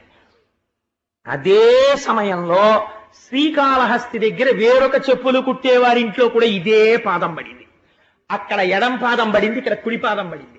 ఆయన చెప్పు కుట్టి తల మీద పెట్టుకుని ఇద్దరు ఒక్కొక్క చెప్పే పెట్టుకుని కటిక దరిద్రులు, చెప్పులు కుట్టమ్మేవాళ్ళు, ఒక చెప్పు కన్నా తోలు లేని వాళ్ళు చెప్పు పట్టుకుని ఇద్దరు చెప్పులు పట్టుకుని ఏకకాలమునందు కొండెక్కే మార్గం దగ్గర గుడికొచ్చారు. ఇద్దరు చెప్పులు తీసుకొచ్చి అక్కడ పెట్టారు. ఖచ్చితంగా సరిపోయే కుడి పాదానికి ఎడం పాదానికి. ఈశ్వరుడు ఇద్దరి చెప్పులు రాత్రి వేసుకుని మా అమ్మ అలమేలు మంగమ్మ దగ్గరికి వెళ్ళుండరు. కాబట్టి మీరు చెప్పండి, ఏం పోతన గారు చెప్పింది అబద్ధమా? మా పోతన గారికి అబద్ధం చెప్పుకోవలసిన కర్మ? కలలోనంతన్ మున్నిరుంగని మహా కష్టాత్ముడైనట్టి దుర్బలుడు ఆపత్సమయంబునన్ నిజ పదాబ్జాతంబు ఉల్లంబునంతలపన్ అంతన వచ్చి ఆర్తిహరుడై తన్నైన ఇచ్చున్ సునిశ్చల భక్తి భావముల భజించు వారికిటడే సంపద్విశేషోన్నతుల్. అటువంటిది పరమభక్తితో ఈశ్వరా నువ్వు ఉన్నావని కొలిచిన వాడికి ఏమివ్వడయా? ఏ సంపదలైనా ఇస్తాడు. ఎందుకొచ్చిన దరిద్రమయ్యా మనకి? పిల్లల కోసమని ఒక్కసారి వెళ్ళవయ్యా కృష్ణ పరమాత్మ దగ్గరికి. ఆయన అన్నాడు, నీవు చెప్పిన ఎట్లు రాజీవ నేత్రు పాద పద్మముల చేరుట పరమ శోభనంబు కాని చక్రహస్తునకిప్పుడు కొంపోవ కానుకేదైనా కలదె మనకు అన్నాడు. పెద్దవాళ్ళ దగ్గరికి వెళ్ళేటప్పుడు, స్నేహితుడి దగ్గరికి వెళ్ళేటప్పుడు, వృద్ధుల దగ్గరికి వెళ్ళేటప్పుడు, రోగుల దగ్గరికి వెళ్ళేటప్పుడు, గురువుల దగ్గరికి వెళ్ళేటప్పుడు రిక్తహస్తాలతో వెళ్ళం కదా, ఏదైనా కానుక పట్టుకెళ్ళాలి కదా స్నేహితుడికి. అందుకని ఆయనకి పట్టుకెళ్ళడానికి మన ఇంట్లో ఏమి కానుకుందే, నువ్వు చెప్పావు వెళ్ళమని చాలా సంతోషం, వెడతాను. కానీ వెళ్ళి పట్టుకెళ్ళి కృష్ణ ఇన్నాళ్ళకి కలిశాం, స్నేహితుడి వీధిగో తీసుకో అని ఇవ్వడానికి నా దగ్గర ఏముంది అని అడిగాడు. అడిగితే ఆవిడంది, మనకున్నదే మనం ఇద్దామయ్యా, ఏమి తెచ్చావని చూసేవాడు కాడు పరమాత్మ, ఎంత ఆర్తితో తెచ్చావని చూస్తాడయ్యా. మన ఇంట్లో అటుకులు ఉన్నాయి ఒక గుప్పెడు, అవే మూట కడతానంది. ఆయన పేరేమిటో లోకం మర్చిపోయింది. ఎందుకో తెలుసా అండి, అసలు ఆయన జీవిత కాలంలో ఆయన్ని ఆ ఊళ్ళో చిరుగులేని పంచ కట్టుకోగా చూసిన వాళ్ళు లేరు. అందుకని ఆయనకి కుచేలుడని పేరు. అంటే ఆయన్ని హాస్యోక్తులు ఆడేవారు, పరిహాసం ఆడేవారు. కుచేలుడు అంటే చేలం అంటే వస్త్రము, కు అంటే చిరిగిపోయిన బట్ట. చిరిగిపోయిన బట్ట తప్ప చిరగని బట్ట కట్టడం కుచేలుడికి తెలియదు అసలు. అంటే ఎప్పుడూ కట్టుకోలేదు. ఎప్పుడూ కట్టుకోకపోయినా యోగరతో వా భోగరతో వా సంగరతో వా సంగ విహీన యస్య బ్రహ్మణి నమతే చిత్తం నందతి నందతి నందత్యేవ, పరమానందంతో ఉండేవాడు స్వామిని లోపల దర్శించుకుంటూ. కాబట్టి ఆయన కుచేలుడు కుచేలుడని పిలుస్తూ ఉండేవారు. కాబట్టి ఇప్పుడు అటుకులు తీసుకొచ్చింది, మూట కట్టాలి, ఎక్కడ కడుతుంది? ఖండోత్తరీయం, చిరిగిపోయినటువంటి ఉత్తరీయం కనపడింది. గట్టిగా ముడేస్తే పిట్లిపోతుంది ఆ ఉత్తరీయం. అందులోనే ఆ గుప్పెడు అటుకులు పోసి జాగ్రత్తగా ముడేసింది. ముడేసి ఈ అటుకులు మీ స్నేహితుడికి ఇవ్వండి అంది. తప్పకుండా ఇస్తాను, బయలుదేరుతానని. కాళ్ళకి చెప్పులు లేవండి కుచేలుడికి, అంత దరిద్రం అనుభవించినటువంటి వాడు. అంత దరిద్రంలోంచి పైకొచ్చాడు మహానుభావుడు. అందుకని ఆ కుచేలుడు చెప్పులు లేకుండా ఆ చిరిగిపోయిన బట్టలతో చెమట కంపుతో ఆ రథాల మించి వస్తున్నటువంటి ధూళి అంతా ఒంటి మీద పడిపోయి అంత దూరం నుంచి చూస్తే ఇక్కడికి దుర్వాసన వచ్చేటటువంటి స్థితిలో ఆయన నడిచి నడిచి నడిచి నడిచి చివరికి ద్వారకా నగరాన్ని చేరుకున్నాడు. ఏవి తిన్నాడో ఏవి తినలేదో ఈశ్వరుడికి ఎరుక. నడిచే ద్వారకకు వెళ్ళాడని భాగవతంలో రాశారు. నడిచి ద్వారకా పట్టణాన్ని చేరుకున్నాడు. చేరుకుని ద్వారకా పట్టణంలోకి వెళ్ళి ద్వారక వంక చూశాడు. చూసి అనుమానం వచ్చింది, ఏమి ద్వారకా పట్టణం రా, ఎక్కడ చూసినా బంగారముతో నిర్మించబడినటువంటి గోపురాలు, రత్నాలు తాపడం చెయ్యబడ్డాయి, పరిమళ ద్రవ్యాలు చల్లబడినటువంటి రాచవీధులు, కస్తూరి కర్పూరము మొదలైనటువంటివి కాల్చిన సువాసన వస్తున్నాయి. ఇటువంటి చోట నా సఖుడైనటువంటి గోవిందుడు ఎక్కడున్నాడో అని అడిగాడు. అడిగితే వాళ్ళు అన్నారు, ఈ రాచ వీధంతా కృష్ణ పరమాత్మదే. ఇక్కడ కనపడుతున్నటువంటి 16,008 దివ్య సౌధములున్నాయే, ఈ 16,008 దివ్య సౌధములు ఆయన తన భార్యలతో ఉంటాడు. ఆయన ఇక్కడ రథం మీద తిరుగుతూ ఉంటారు. ఆ కృష్ణ పరమాత్మకి మీరు స్నేహితులా అని అడిగారు. నేను స్నేహితుణ్ణి అన్నాడు. కానీ కుచేల భక్తి అంటే ఏమిటో తెలుసా అండి? ఒక ఆలోచన రావాలి. చూడు, నా స్నేహితుడు, ఇద్దరం కలిసి చదువుకున్నాం గురువుగారి దగ్గర, ఇవాళ కృష్ణుడు ఇలా ఉన్నాడు, నేను ఇలా ఉన్నాను అనుకోవాలి. కుచేలుడుట రాచవీధిలో నిలబడి ఈ 16,008 రాచసౌధములు కృష్ణుడివే అని చెప్తే ఒక్కసారి వాటి వంక చూశాట. చూసి అక్కడ వెళ్ళిపోతున్న పరిచారికల్ని చూశాడు. వాళ్ళు వేసుకున్న ఆభరణాలు, కట్టుకున్న వస్త్రాలు కొన్ని లక్షల విలువైనవి. వాళ్ళు ఎవరని అడిగాడు. వాళ్ళు కృష్ణుని యొక్క భార్యల పరిచారికలు అన్నారు. వీళ్ళే ఇలా ఉంటే నా స్వామి ఎంత ఐశ్వర్యవంతుడు, నా స్నేహితుడు, నా సఖుడు, నాతో కలిసి చదువుకున్నవాడు ఇవాళ ఈ స్థితికి చేరాడు అని నిలబడిపోయి ఆనందమగ్నుడై కన్నుల వెంట ధారగా వర్షం పడినట్టు నీళ్లు కారిపోయేట. ఇవన్నీ చూస్తున్నవాడు ఉన్నాడు ఆంతరమునందు. పొంగిపోయి కృష్ణ భగవానుడు ఈ ఇంటిలో ఎక్కడుంటాడు అని అడిగారు. ఎక్కడుంటాడు? నిన్న మీరు నారదోపాఖ్యానంలో చూశారు కదా, అదిగో ఆ ఇంట్లోనే ఉన్నారు అన్నారు. ఆ ఇంటిలోకి వెళదామనుకున్నాడు. కానీ ఇంటి ముందు పెద్ద పెద్ద శూలాలు పట్టుకుని కాపు కాస్తున్నారు భటులు. ఇంటి లోపలికి వెడదామంటే చూసి తన యొక్క చిరిగిపోయిన బట్టలు ఈ స్థితి చూసి లోపలికి రానిస్తారో రానివ్వరో. రానివ్వకపోతే ఒకవేళ నా స్నేహితుడండి, నా సఖుడండి కృష్ణ పరమాత్మ అని చెప్పి వెడితే ఒకసారి పైనుంచి కిందకి చూసి ఎవరు నువ్వు అని అడిగాడు అనుకోండి. అడిగితే అంటే అబద్ధాలు చెప్పి లోపలికి వచ్చావా అని రెక్కపట్టి ఈడ్చేస్తే తను ఇప్పుడు అబద్ధం చెప్పినవాడు కాదు, అవమానం అయిపోతుంది. పోనీ ఏమీ చెప్పకుండా అక్కడ ఉన్న రాజభటులకు ఏదో కానుకిచ్చి లోపలికి ఎడదామా అంటే ఇవ్వడానికి కృష్ణుడికి తెచ్చిన అటుకులు తప్ప ఇంకొకటి లేవు. కాబట్టి ఇప్పుడు నాకు ఎవరాధారం? వాసుదేవుణ్ణి చేరడానికి వాసుదేవుడే ఆధారం.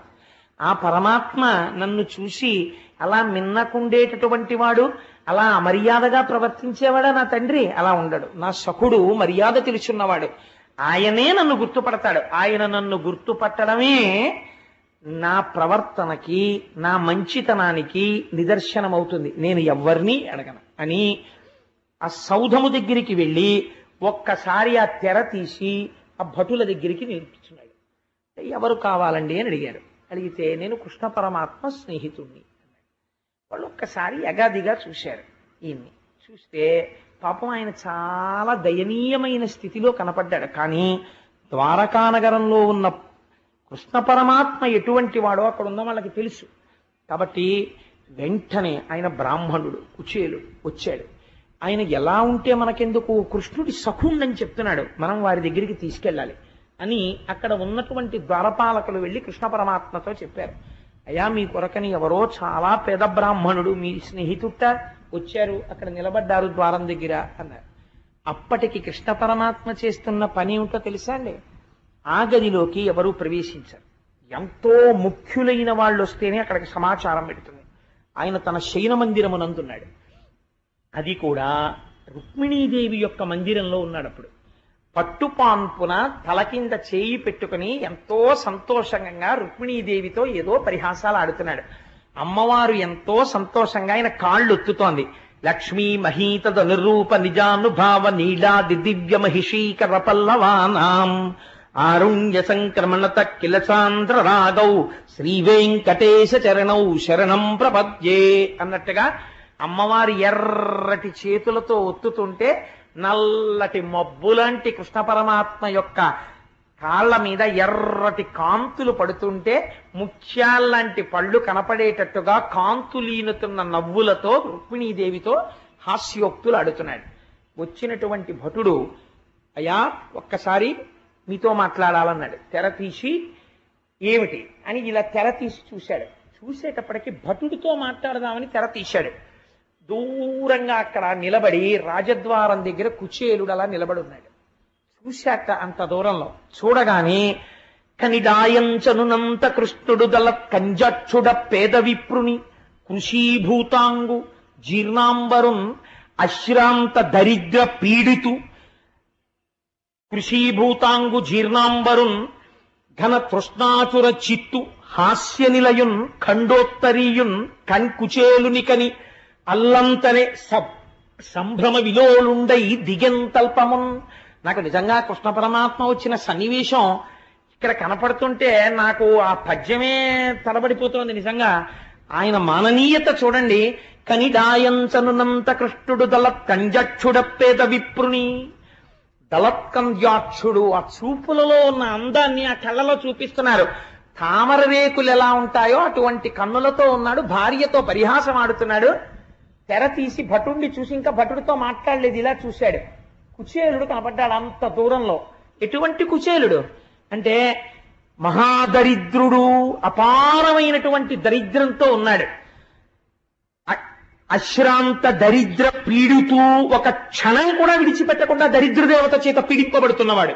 అశ్రాంత దరిద్ర పీడితు కృషీభూతాంగు, శరీరం అంతా కూడా క్షీణించిపోయే, అంటే ఉరప్పంజరంలో ఎముకలు లెక్క పెట్టవచ్చు అంత ఎముకలు పైకొచ్చేసాయి. హాస్య నిలయం, ఎవరైనా చూస్తే ఓడి బాబా అదినట్టు బాబా చిలుగుబట్లు నువ్వు అని పరిహాసమే ఆడతారు తప్ప నమస్కరించేవాడు ఎవ్వరు ఉండడు. అలా ఉన్నాడు. హాస్య నిలయం ఖండోత్తరీయున్, పంచమాట దేవుడెరుగు. పంచకి కన్నం ఉంటే ఉంది, కనీసం ఉత్తరీయం కన్నం లేకుండా లేదు, దాని నిండా చిరుగులే. ఖండోత్తరీయున్ అల్లంతనే కని, అంత దూరంలో చూసి సంభ్రమ విలోలుండై, ఓయ్ కుచారా ఎప్పుడొచ్చావా అని దిగంతల్పమున్ ఒక్కసారి దూకేసేట మంచం మించి. దూకి పరిగెత్తుకుంటూ వెళ్ళిపోయి గట్టిగా కౌగిలించుకున్నట్ట. కుచేలా ఎన్నాళ్ళకి చూశానయ్యా నిన్ను, నా ప్రాణం లేచినట్టుందో, రా రా రా అని గబగబా చెయ్యి పట్టి తీసుకొచ్చేట. హాలుంది ముందు, దర్బార్ హాలు, అందులో కూర్చోబెట్టలేదు, తిన్నగా తీసుకెళ్లిపోయాడు.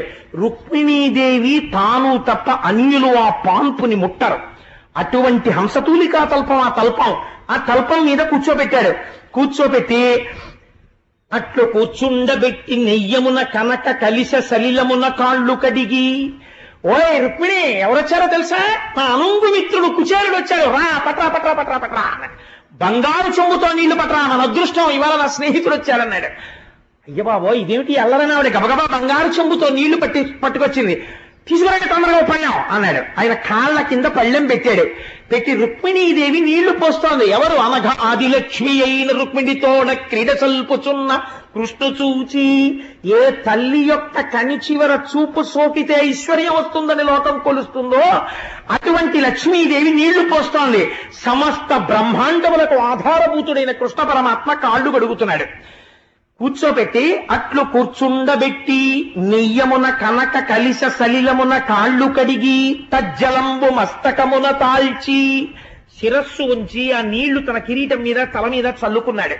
రుక్మిణీదేవి తల మీద చల్లాడు, అక్కడ ఉన్న వాళ్ళందరికీ చల్లి లలిత మృగమదమదసార కలితమైన ఎటువంటి గంధం తీసుకొచ్చాట. అయ్యో స్నేహితుడా, ఎక్కడున్నావా ఇన్నాళ్ళు, ఎంత అలిసిపోయి ఎలా వచ్చావు, ఎక్కడి నుంచి వచ్చావు?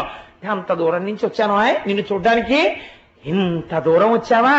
అయ్యయ్యో, కాళ్ళు ఎంత నిప్పుంటాయో, చెమట పట్టిందేమో, అదిగో చూసావా ఒళ్ళంతా ఎంత చెమటలు పట్టాయో అని గబగబా లలిత మృగమద ఘనసార కలితమైన మలయజంబు నొడల జొబ్బిల్ల నలది ఆ గంధం తీసుకొచ్చి తను లేచి ఆ పళ్ళెంలో ఉన్న గంధం చేతి నిండా రాసుకుని, ఏది ఆ ఉత్తరీయం తీసి, ఆ లాల్చీ తీసేసాయి అని చెప్పి, అసలు బ్రాహ్మణుడు లాల్చీ వేసుకోడు కదా, ఉత్తరీయం ఒకటే ఉంటుంది, ఆ ఉత్తరీయం కూడా తీసేసి ఆయన ఒంటి నిండా గంధం రాశాట. ఆయన ఒంటి నిండా గంధం రాసి తంబు విసరి ఒక విసినికర్ర పట్టుకుని, ఏమిటా చెమట్లు కుచేలా, ఎంత కష్టపడొచ్చావో అని విసినికర్ర పెట్టి కృష్ణ పరమాత్మ నిలబడి విసురుతున్నారట. విసిరి రుక్మిణీదేవిని పిలిచి, ఎవరనుకుంటున్నావు? నా బాల్య సఖుడు, ఇద్దరం కలిసి చదువుకున్నాం, రా విసురు అన్నట్టు.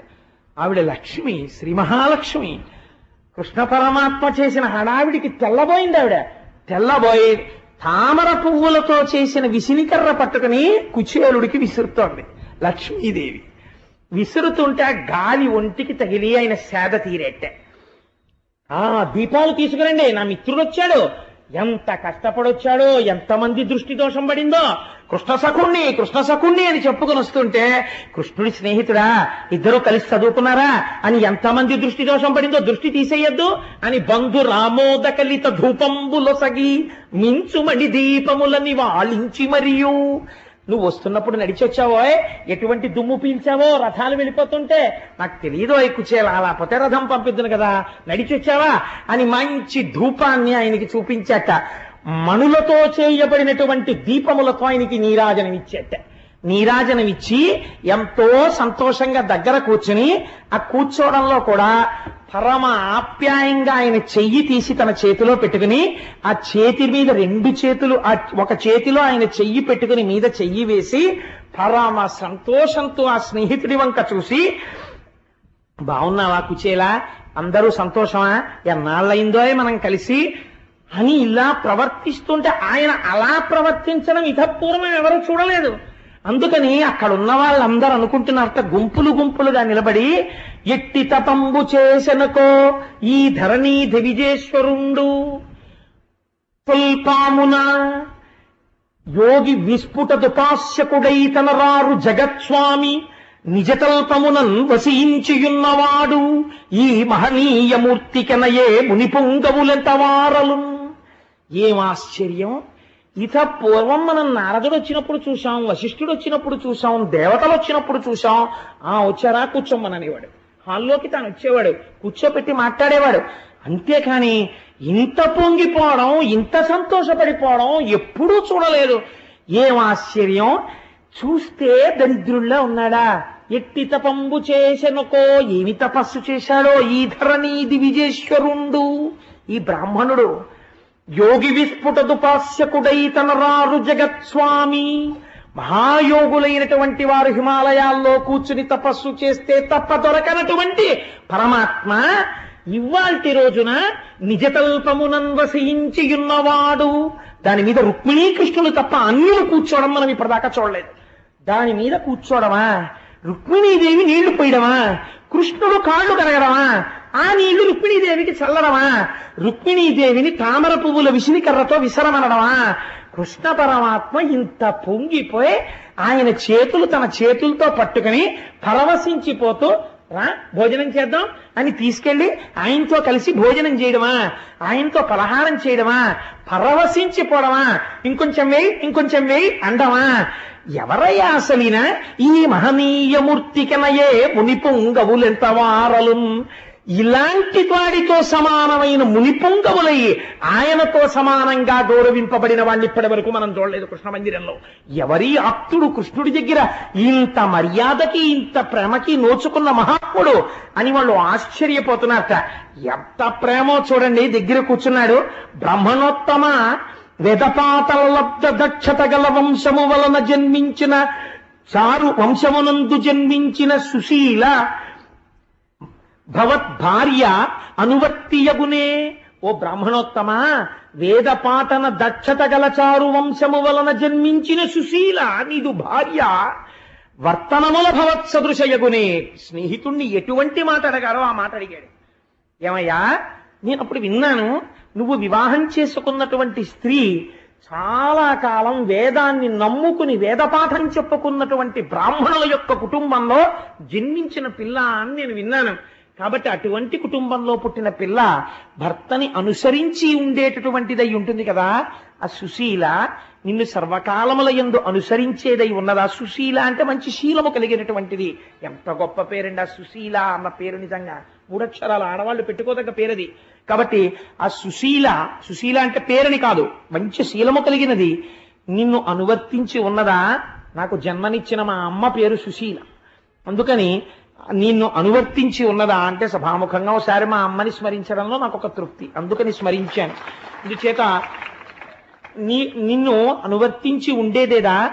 నాకు చూడా నీకు ధన పుత్ర గృహ క్షేత్ర దారాదులందు నీ మనస్సు చెందకుండుటతో చూయుతున్నయది. కుచేలా నువ్వు ఏంటే ఇలా ఉన్నావు, బట్టలు అవిని ఏం డబ్బులు లేవా అనలేదండి. ఎంత గొప్ప మాట అన్నాడో చూడండి. ఆయన అన్నాడు, కుచేలా నిన్ను చూస్తుంటే నీ మనస్సు భార్య యందు బిడ్డల యందు లోకమునందు గృహమునందు స్థలాలయందు ఐశ్వర్యమునందు భ్రాంతి లేకుండా కేవలము సంసారములో ఉండాలి కాబట్టి మాత్రమే ఉండి విహిత కర్మాచరణముగా భార్య బిడ్డల్ని చూడాలి కాబట్టి చూస్తూ సంతతము బ్రహ్మమునందు రమిస్తున్న వాడిలా నాకు కనపడుతున్నావు. ఎంత గొప్ప మాట అడిగాడు. ఇది కృష్ణుడు గుర్తుపట్టింది. కాబట్టి నేను సైతము లోక సంగ్రహణార్థంబు కర్మాచరణంబు చేయుపగిది. కొందరు కమమోహితులు కాక యుక్త కర్మంబులాచరించి ప్రకృతి సంబంధములు భాసి భవ్య నిష్ట పొంది యుందురు కొందరు తములు భవిని. కొందరు మహాత్ములుంటారు, వాళ్ళు చెయ్యాలి కాబట్టి సంసారంలో ఉండి భార్యా బిడ్డల్ని పోషించినట్టు ఉంటారు. కానీ వారు ఆంతరమునందు మాత్రం ఎప్పుడూ ఈశ్వరుడితోడిదే సంబంధం. పొంగిపోతూ ఆ భవ్యనిష్ట, ఆ భగవంతుడి గురించిన నిష్టలో పరవశించిపోతున్న హృదయంతో నిరంతరము లోక కళ్యాణమును అపేక్షిస్తూ తిరుగుతూ ఉంటారు. నిన్ను చూస్తుంటే నాకు అటువంటి వాళ్ళు కనిపిస్తున్నారో. నేను కూడా లోకము కోసమే కర్మ చేస్తాను అంటే నేను పరమాత్మని అని చెప్పకనే చెప్పాడు ఆయన. అందుకని లోక సంగ్రహణార్థంబు కర్మాచరణంబు చేయుపగిది.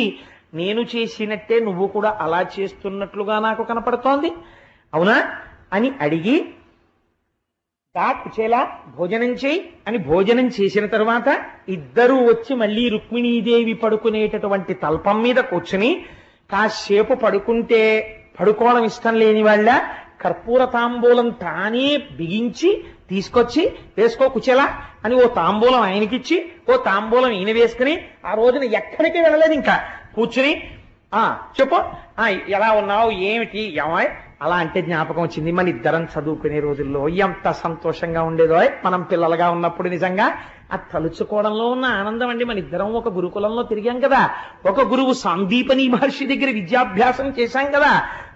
నాకు ఆ మాట అంటే జ్ఞాపకం వస్తోంది కుచేలా. మన గురువు ఎంతటి వాడు, తివిరి యజ్ఞాన తిమిర ప్రదీపమగుచు. ఒక గురువుని తలుచుకున్నప్పుడు ఎంత గొప్పగా తలుచుకోవాలో, ఎంత మర్యాదతో ప్రవర్తించాలో కృష్ణ పరమాత్మ చూపిస్తారు మనకి. అందుకని తివిరి యజ్ఞాన తిమిర ప్రదీపమగుచు అవ్యయంబగు బ్రహ్మంబుననుభవించి భూరి వాత్సల్య వృత్తి తత్కృపను చేసి. ఆ మహానుభావుడు భూసరు శ్రేష్ఠుడలగొండు భువనుతుండు బుధనుతుండు. ఆయన తివిరి యజ్ఞాన తిమిర ప్రదీపమగుచు. ఆ సాందీపని మహర్షి నోరు విప్పి మాట్లాడితే చాలు అజ్ఞానమన్న చీకటి విడిపోయేది.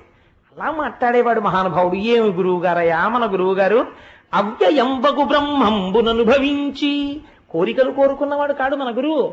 ఎప్పుడు నిరంతరము ఈశ్వరుణ్ణి మనస్సులో తలుచుకుంటూ పొంగిపోతూ ఏదో మధురమైనటువంటి పదార్థం కడుపు నిండా తినేసిన వాడికి అదే త్రేణుపు వస్తుంటే, ఆ యాలుకల వాసన లవంగాల వాసనతో తినేసినటువంటి పాయసం త్రేణుపొచ్చినట్టు ఏలా లవంగ ఘనసార సుగంధి తీర్థం దివ్యం వియచ్చరతి హేమ ఘటేషు పూర్ణం దృక్తోజ్జవైదిక శిఖామనయ ప్రహుష్ణా తిష్టం తివేంకటపతే తవ సుప్రభాతం అని ఆయనకి కలిపిన ఏలా లవంగ ఘనసార సుగంధి తీర్థం లాంటి తాగేస్తే త్రేణుపొచ్చిందనుకోండి, ముక్కులోకి ఆ యాలకుల వాసన వస్తుంది.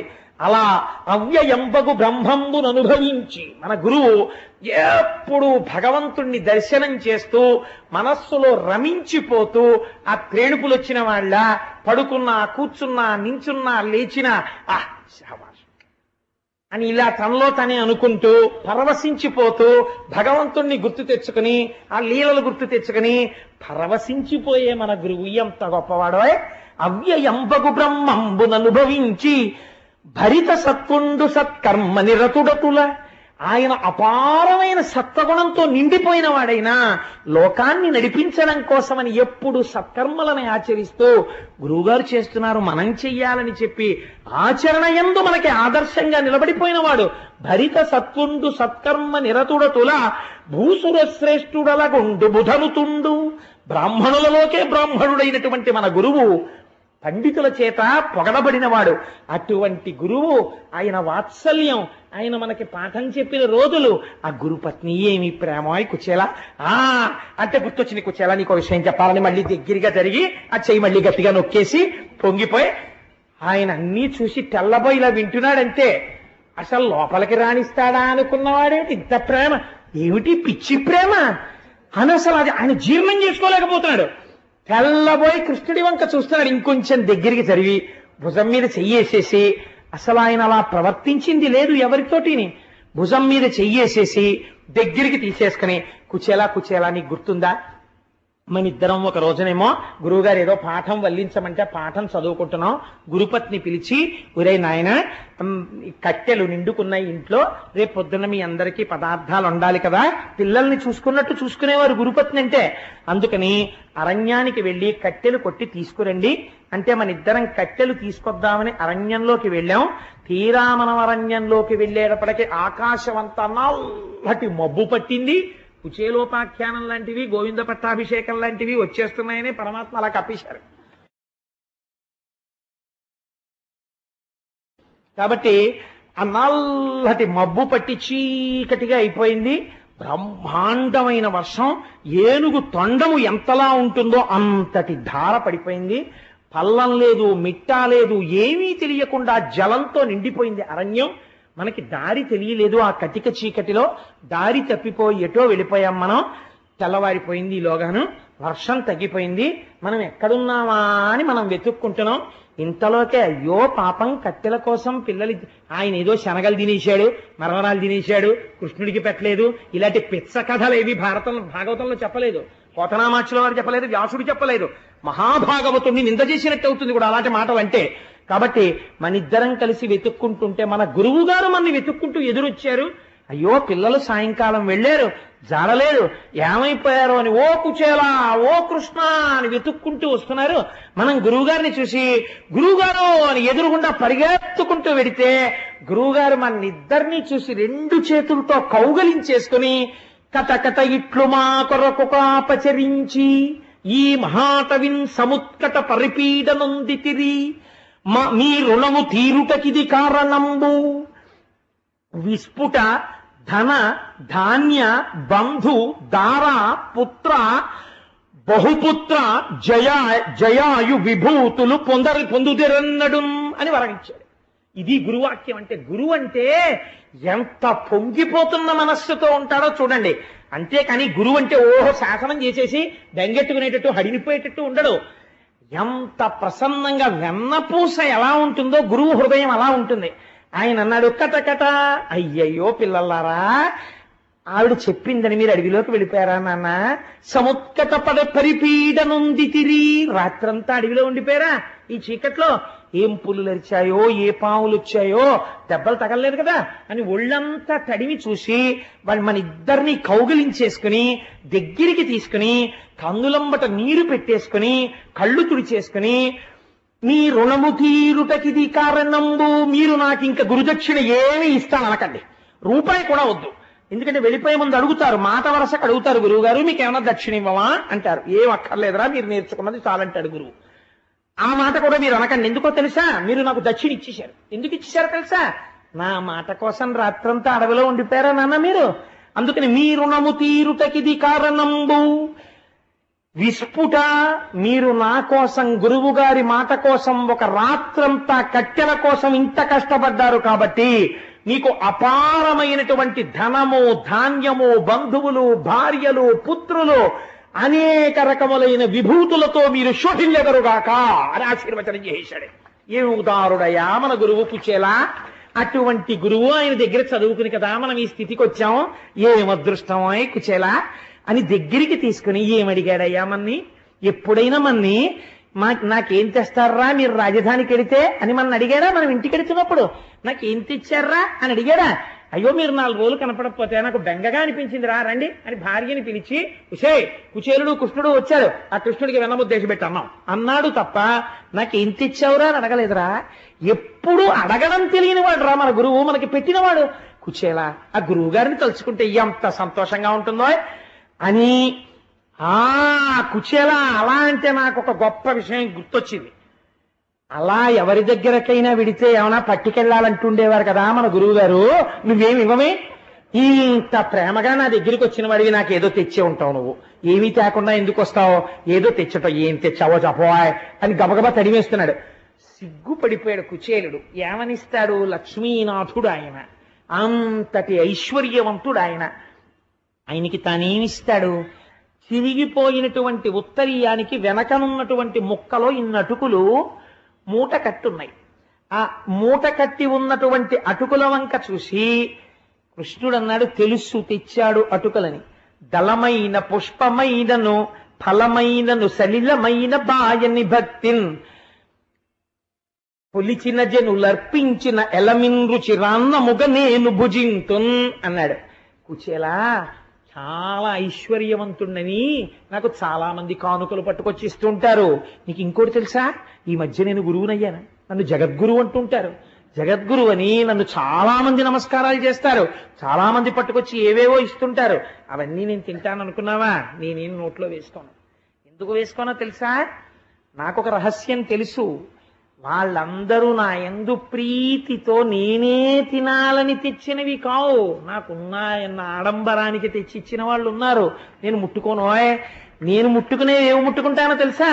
దళమైన పుష్పమైనను, ఒక ఆకు, ఒక పువ్వు, ఒక పండు, సలిలమైనను ఇన్ని నీళ్లు భక్తితో పట్టుకొచ్చి ఎవరైనా ఇస్తే ఇలమిన్ రుచిరాన్నముగా నేను భుజింతున్, పాయసాన్నం తిన్నట్టు తింటాను అవి కుచేలా. నేను భక్తితో తెచ్చిన దానికి అంత పెద్ద పెట్టేస్తాను. అంతేకాని ఆడంబరానికి తెచ్చిన వాటిని తీసి పక్కన పెట్టేస్తాను, దాని వంట కూడా చూడను. వాళ్ళకి తెలియదు నేను తెచ్చానని తెస్తూ ఉంటారు అని. ఎంత చిత్రమైన మాట అన్నాడో చూడండి. కుచేల, నేను ఈ విషయంలో నీకు ఒక మాట చెప్పాలనుకుంటున్నాను. ఆ అసలు యజ్ఞం చేసిన వాళ్ళకన్నా, యాగం చేసిన వాళ్ళకన్నా, పెద్ద పెద్ద పూజలు చేసిన వాళ్ళకన్నా నాకు ఎవరంటే ఇష్టమో తెలుసా?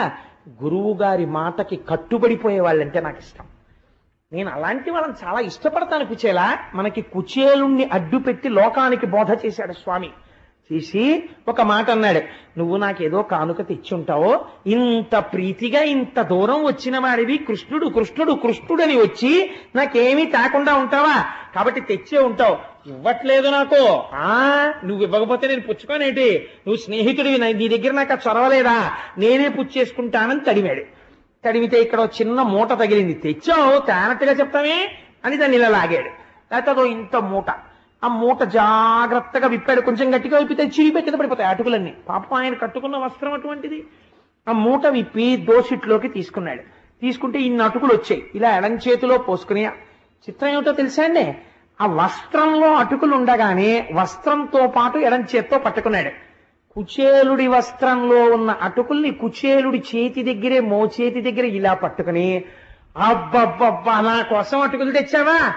ఎంత ఇష్టమో అటుకులంటే నాకు. ఇవాళ అటుకులేలా ఉంది ప్రసాదం, బహుశా అటుకులు నాకు ఎంత ఇష్టమో తెలుసా కుచేలా?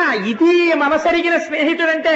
మరి చెప్పవే బడాయి దాచేసి అని మురహరుడు పిటికెట తొక్కుల కర్మప్పగ నారగించి కౌతూహలియై మరి ఒక పిడికెడు కొనత కర్మప్పుడు పట్టె కమల కర్ర కమలమునన్. ఏటి పోతన గారి పద్యాలండి, పొంగిపోయారు మా పోతన గారు అది రాయడంలో. ఇలా ఆ బట్టలో ఉన్నటువంటి అటుకులు ఓ గుప్పెడు తీసుకుని, కుచేల నువ్విచ్చిన ఈ అటుకులతో 14 బ్రహ్మాండములు తృప్తిపడిపోతున్నాయి, అంతటా ఆయనేగా ఉన్నాడు అని నోట్లో పోసుకున్నట్టు ఇలాగా పోసుకునేటప్పటికి 14 భువన భాండములలో ఉన్న సమస్త జీవరాశులు బ్రేవ్ మంత్రించి తేంచి ఇంకా ప్రీతి ఆగక ఇంకొక పిడికెడు తీసి మళ్ళీ పోసుకుంటున్నాడు. ఆయన చూసింది రుక్మిణీదేవి. గభాల వచ్చి తత్కరమప్పుడు పట్టె కమల కర్ర కమలమునన్. ఆ కమలమ్మ గారు వచ్చి ఠక్కన పట్టుకుంది చెయ్య. పట్టుకుని, నారాయణ చాలు మీరు తిన్నది, ఇక తినకండి. ఎందుకు తినద్దానాలి? ఒక్క గుప్పెడు మీరు తింటే ఇహలోకమునందు 10 తరాలు తినడానికి కావలసిన ఐశ్వర్యము, భక్తి, జ్ఞానము, మోక్షము అన్నీ ఇచ్చేశారు కుచేలుడికి. ఇంకొక పిడికెడు మీరు నోట్లో పోసుకుంటే నన్ను మిమ్మల్ని కూడా దాసుల కింద ఇచ్చేస్తారు కుచేలుడికి. చాలింకా టక్కని చేయబట్టుకుంది. నాకు తెలుసు, నిత్యానపాయని నిరవద్యాం దేవదేవ దివ్య మహిషీం. ఆ తల్లికి తెలియందే ఉంటుందండి. చేయి పట్టుకుంది. పట్టుకుంటే కృష్ణుడు పెద్ద నవ్వు నవ్వి ఆ అటుకులు మిగిలిన వాళ్ళకి అందరికీ ఇచ్చి, ఇవి మీరు తినేసి మిగిలినవి అయ్యప్ప స్వామి గుళ్ళో పాల్గొన మాసంలో జరిగే కుచేలోపాఖ్యానంలో ప్రసాదంగా పంచిపెట్టేయండి. ఇవాళ పంచిపెట్టేస్తారు. కాబట్టి యద్భావం తద్భవతి. మనం ఎలా భావన చేస్తే అది అలాగే ప్రసాదం అవుతుందంతే. కాబట్టి ఇవాళ మనకి కృష్ణ పరమాత్మ చేతి అటుకులు వస్తున్నాయి ప్రసాదం అని ఆ ప్రసాదం పుచ్చుకున్నాడు. ఇక్కడే ఒక గమ్మత్తు ఉంటుంది. అంత బ్రహ్మజ్ఞాని కదా, కుచేలుడికి అటుకులు ఎందుకు ఇచ్చాడు పరమాత్మ? మరి ఎందుకు తీసుకున్నాడు అటుకులంటే ఆయనకి తెలుసు ఒక విషయం. పోతన గారు భాగవతంలో దీన్ని స్పష్టంగా రాశారు వచనంలో. గత జన్మలలో కుచేలుడు అపారమైనటువంటి ఈశ్వర భక్తితో ఎన్నో సేవలు చేశాడు. ఎన్ని సేవలు చేసినా ఎన్నడూ కూడా తన మనస్సులో ఈ కోరిక నాకు తీరితే బావుణ్ణు అన్న కోరిక మాత్రం లేదు. ఈశ్వరుడి సేవ చెయ్యడమే తన జీవితానికి ధన్యమని చేశాడంతే. దానివల్ల బ్రహ్మజ్ఞాని అయ్యాడు తప్ప ఆయనకి మనస్సులో మాత్రం కోరిక లేదు.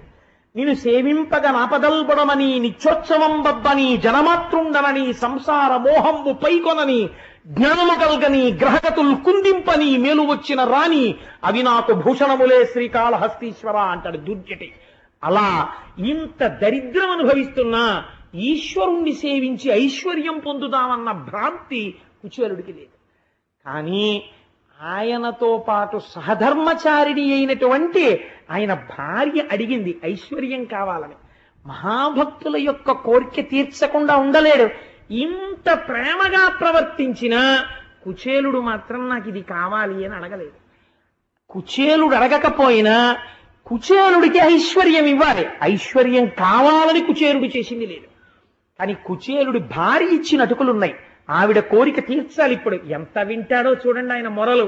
కాబట్టి కదండి మహానుభావుడు ఎంతంత ఆ చెవులకి పెద్ద పెద్ద ఆభరణాలు పెట్టుకుని ఇలా కూర్చుంటే మనం ఎక్కడ ఆయనకి కనపడకుండా అయిపోతామేమో అని చెప్పి పద్మపీఠం మీద అదే పనిగా నిలబడి అలా వింటూనే ఉంటాడు అప్పటికీ ఇప్పటికీ.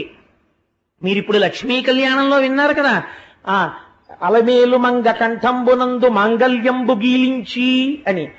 మనకిద్దరికీ కూడా తల్లిదండ్రులై ఉన్నారు. ఆ తల్లి పద్మావతీదేవి చూడండి, అందుకే ఇప్పటికీ ఈశానాం జగతోస్య వెంకటపతేర్ విష్ణోః పరాం ప్రేయసీం తద్వక్షస్థల నిత్యవాసరసికాం తక్షాంతి సంవర్ధినీం పద్మాలంకృత పాణిపల్లవయుగాం పద్మాసనస్తాం శ్రియం వాత్సల్యాది గుణోజ్వలాం భగవతీం వందే జగన్మాతరం.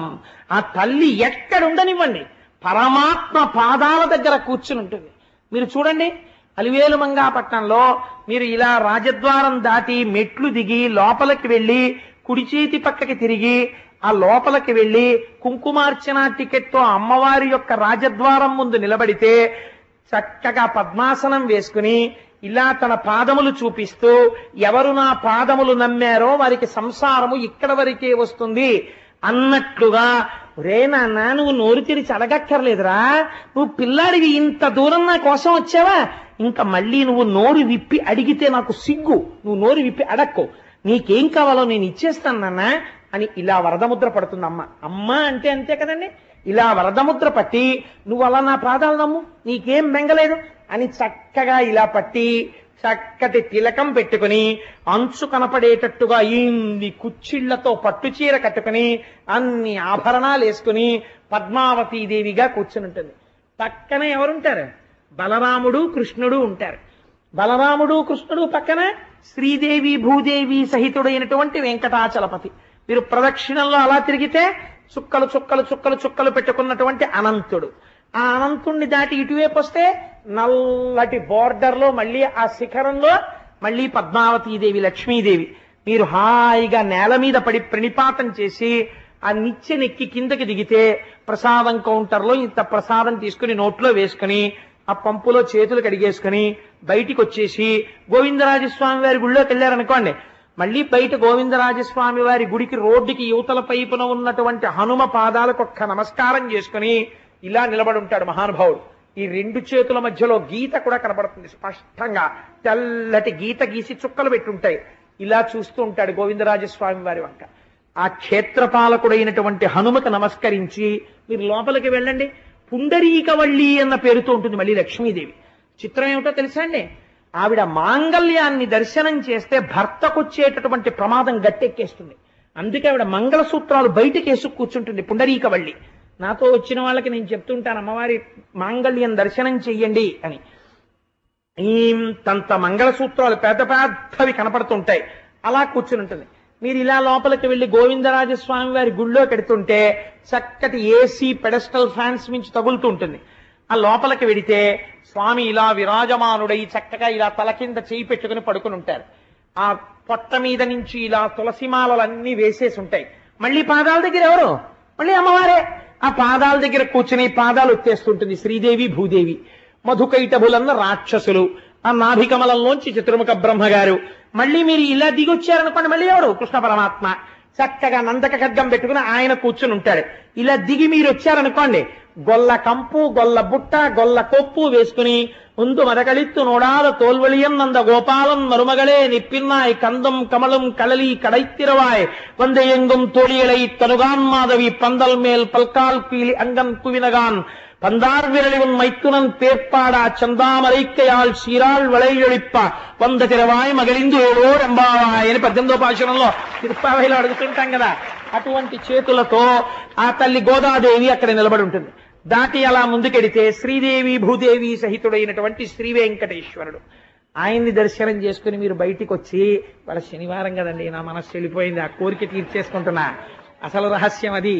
ఒక్కసారి కొండెక్కేస్తే అక్కడ హాయిగా క్షేత్రపాలక హనుమ ఆ బేడి ఆంజనేయ స్వామి వారు నిలబడి ఉంటారు. ఆయన పాదాలకు నమస్కారం చేసి దిగి ఆ కోనేటి దగ్గరున్న వ్యాసరాయ ప్రతిష్ఠిత హనుమకి నమస్కరించి ఆ పాతాళగా ఆ కోనేటిలో స్నానం చేసి శంకర భగవత్పాదుల పాదాలకి నమస్కరించి ఆ మెట్లెక్కి నలుగురు శిష్యులతో ఉన్న ఆదిశంకరాచార్యులు వారి దర్శనం చేసుకుని ఆదివరాహమూర్తి గుళ్ళోకెడితే ఇలా అడ్డంగా లక్ష్మీదేవి ఆదివరాహమూర్తి ఇలా పడుకుని వాళ్ళిద్దరినీ దర్శనం చేసుకుని నమస్కరించి శ్రీ వెంకటేశ్వరుడి గుడి రాజద్వారం దగ్గరకు వచ్చేటప్పటికి ఆ గొట్టంలోంచి వస్తున్నటువంటి నీళ్లలో కాళ్ళు కడిగేసుకుని అటు ఇటు ఉన్నటువంటి శంఖనిధి పద్మనిధి ఇద్దరిని దర్శనం చేసుకుని అది దాటి ముందుకొస్తే ఎడమ చేతి పక్క కృష్ణరాయల వారి వంశంలో స్వామిని సేవించుకున్న అచ్యుతరాయల వారి యొక్క మూర్తిని చూసి ఇంకొంచెం ముందుకెడితే ఎడం చేతి పక్కన రంగనాయకుల మంటపం, అక్కడే తులాభారం అనేటటువంటి పెద్ద త్రాసు,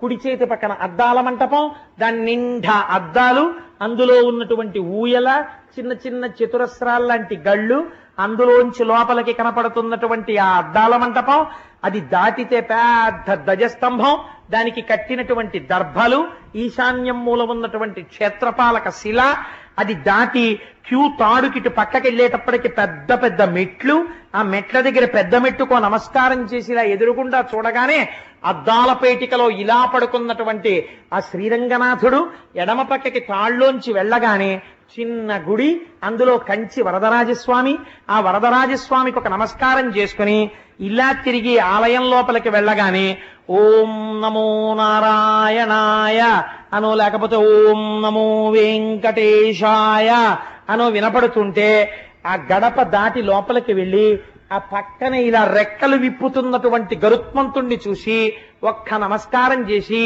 ద్వారపాలకులు ఇద్దరు ఇలా పెద్ద పెద్ద ఆ ప్రమిదలు పట్టుకుంటే అందులో జ్యోతులు వెలుగుతుంటే వాళ్ళిద్దరికీ నమస్కారం చేసి ఇటుపక్కకి తిరిగి ఆ చెక్క మీదకి ఎక్కేటప్పటికీ ఆ ఎదురుగుండా స్వామివారి పెద్ద కిరీటం, దాని మించి వ్రేలాడుతున్న తోమాల, స్వామివారి ఊర్ధ్వపుండ్రాలు, ఆయన నాసిక, చిన్ని నోరు, గడ్డం, దానికి అలదుకున్నటువంటి గంధం, చక్కటి చెక్కిళ్ళు, పెద్ద పెద్ద చెవులు, వాటికి పెట్టుకున్నటువంటి ఆ మకర కుండలాలు, ఆ తల మీద ఉన్నటువంటి కిరీటం, శంఖం, చక్రం, గద, పద్మం, ఇక్కడ ఇలా ఎడం చెయ్యేమో నడుం మీద పెట్టుకుని కుడి చెయ్యి ఇలా చూపిస్తుంటే ఆ చేతుల నిండా మరకత మాణిక్య వజ్ర వైఢూర్యములు పొదగబడి ఉంటే అందరికీ అభయం ములిచ్చు చేయి అని మహానుభావుడు తిరువేంకటాచలాధిపుడు తానయ్యుండి పరిపాలనము చేయు భరకుండితడు అంటాడు అన్నమాచార్యుల వారు. అటువంటి చెయ్యి, ఆ చెయ్యి మెరిసిపోతూ ఇలా చూపిస్తుంటే బలిష్టమైన తొడలు కొద్దిగా ఇలా పక్కకి వంగి చక్కటి పట్టు పంచ, ఇంత అంచు, నందక ఖడ్గం, ఆ వ్రేలాడుతున్నటువంటి సాలగ్రామ మాలలు, అమ్మవార్లకి అలంకారం చేయబడి వక్షస్థలంలో శ్రీదేవి భూదేవి, ఆ క్రిందకి వస్తే మోకాళ్ళు, ఆ మోకాళ్ళకి పెట్టబడినటువంటి పెద్ద పెద్ద అలంకారాలు, ఆ పాదాలకి కనపడేటటువంటి మంజీరములు, పాదముల మీద ఉన్నటువంటి వెండి తొడుగులు, ఆ తొడుగుల మీద పూజ చేయబడినటువంటి తులసి, రెండు వేపుల నుంచి వచ్చేటటువంటి దీపాల కాంతి, పక్కన అరుగు, అరుగు మీద సీతారాములు, కృష్ణుడు. మానసికంగా లోపలికి వెళ్లి వెంకటేశ్వర స్వామి వారి పాదాల మీద శిరస్సు పెట్టేసి ఆ తులసి యొక్క వాసనని ఆఘ్రాణించి మత్తెక్కిపోయి స్వామి నీ అంబుజోదర దివ్య పాదారవింద చింతనామృత పాన విశేష మత్త చిత్త మేరీతి ఇతర విషయంబు చేరనేర్చు వినుత గుణశీల మాటలు వేయునేలా అంటూ ఆయన పాదాలు గట్టిగా పట్టుకుని నమస్కరించి ఆయన కాళ్ళొత్తి స్వామి ఎప్పటి నుంచి ఇలా నిలబడ్డావో మా అందరి కోసం అనుకుని ఆ స్వామి తన చేతులు గల్లుమంటుండగా కంకణాలతో ఒక లడ్డు ఇస్తే అది నోట్లో వేసుకుని వెనక్కి తిరిగి చూస్తూ చూస్తూ నడుస్తూ గోవిందా గోవిందా ఆయన వంక చూస్తూ అడుగులు వెనక్కి వేస్తూ వచ్చి రాజద్వారం దాటితే కుడి పక్కన ఘంటామంటపం, పెద్ద పెద్ద గంటలు దాటి ఇటు కుడి పక్కకి తిప్పితే వైకుంఠ ద్వారం, ఆ మెట్లెక్కి ఎడం పక్కకెడితే వకుళమాత తల్లి యశోద వకుళమాతగా ఉండి కన్నాల్లోంచి వంటశాల వంక చూస్తుంటే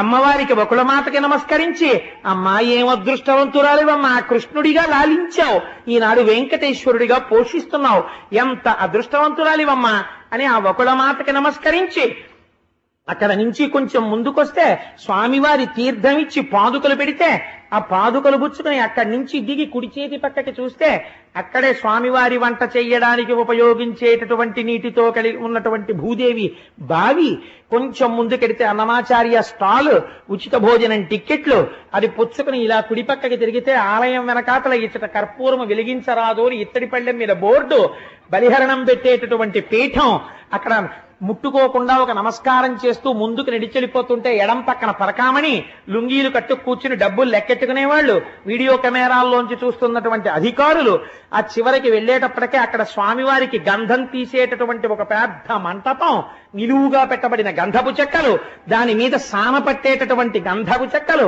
అవి దాటి కొంచెం అరుగుమించి ఇలా వచ్చి మెట్ల నుంచి చూస్తే ఎదురుగుండా ఆ గోపురంలో విమాన వెంకటేశ్వరుడు, ఇటు గరుత్మంతుడు, అటు ఆంజనేయ స్వామి, ఒక నమస్కారం పెట్టుకుని మెట్లు దిగి ముందుకెడితే ఇటు పక్క అన్నమాచార్యుల వారి భాండాగారం, కింద తాళం వేసి ఉంటుంది గొళ్ళేనికి, అటు వెడితే రామానుజాచార్యుల వారు శ్రీవారి బొక్కసం అంటే స్వామివారి యొక్క ఆభరణాలు ఉండేటటువంటి గది, అది దాటిన తర్వాత భగవద్ రామానుజులు ఉండేటటువంటి గది, అక్కడికి వెళ్లి రామానుజులకు నమస్కరించి యోగ నరసింహస్వామి ఇలా కూర్చునుంటే ఆ నరసింహస్వామికో నమస్కరించి అక్కడి నుంచి ప్రదక్షిణం చేసి మెట్లు దిగిపోయి రంగనాథుడి దగ్గర సాష్టాంగం చేసి కొద్దిగా ఇటు వస్తే హుండీలో ఓ 1000 రూపాయల కట్టోటి పారేసి, మానసికమే కదండి, హుండీ చుట్టూ తిరిగి ఆ గోడ దగ్గర ఉండేటటువంటి లక్ష్మీదేవి పాదాలు పొడుగైన వాళ్ళకే అందుతాయి, ఇంతంత చేతులెత్తి ఇలా అమ్మవారి పాదాల మీద చేతులు పెట్టి లక్ష్మీదేవికి నమస్కరించి అమ్మా లక్ష్మీదేవికి జై అనుకుని తల్లికి నమస్కారం చెప్పుకుని అక్కడి నుంచి బయటికి వచ్చి మెట్లు దాటి ఎడం పక్కకి తిరిగితే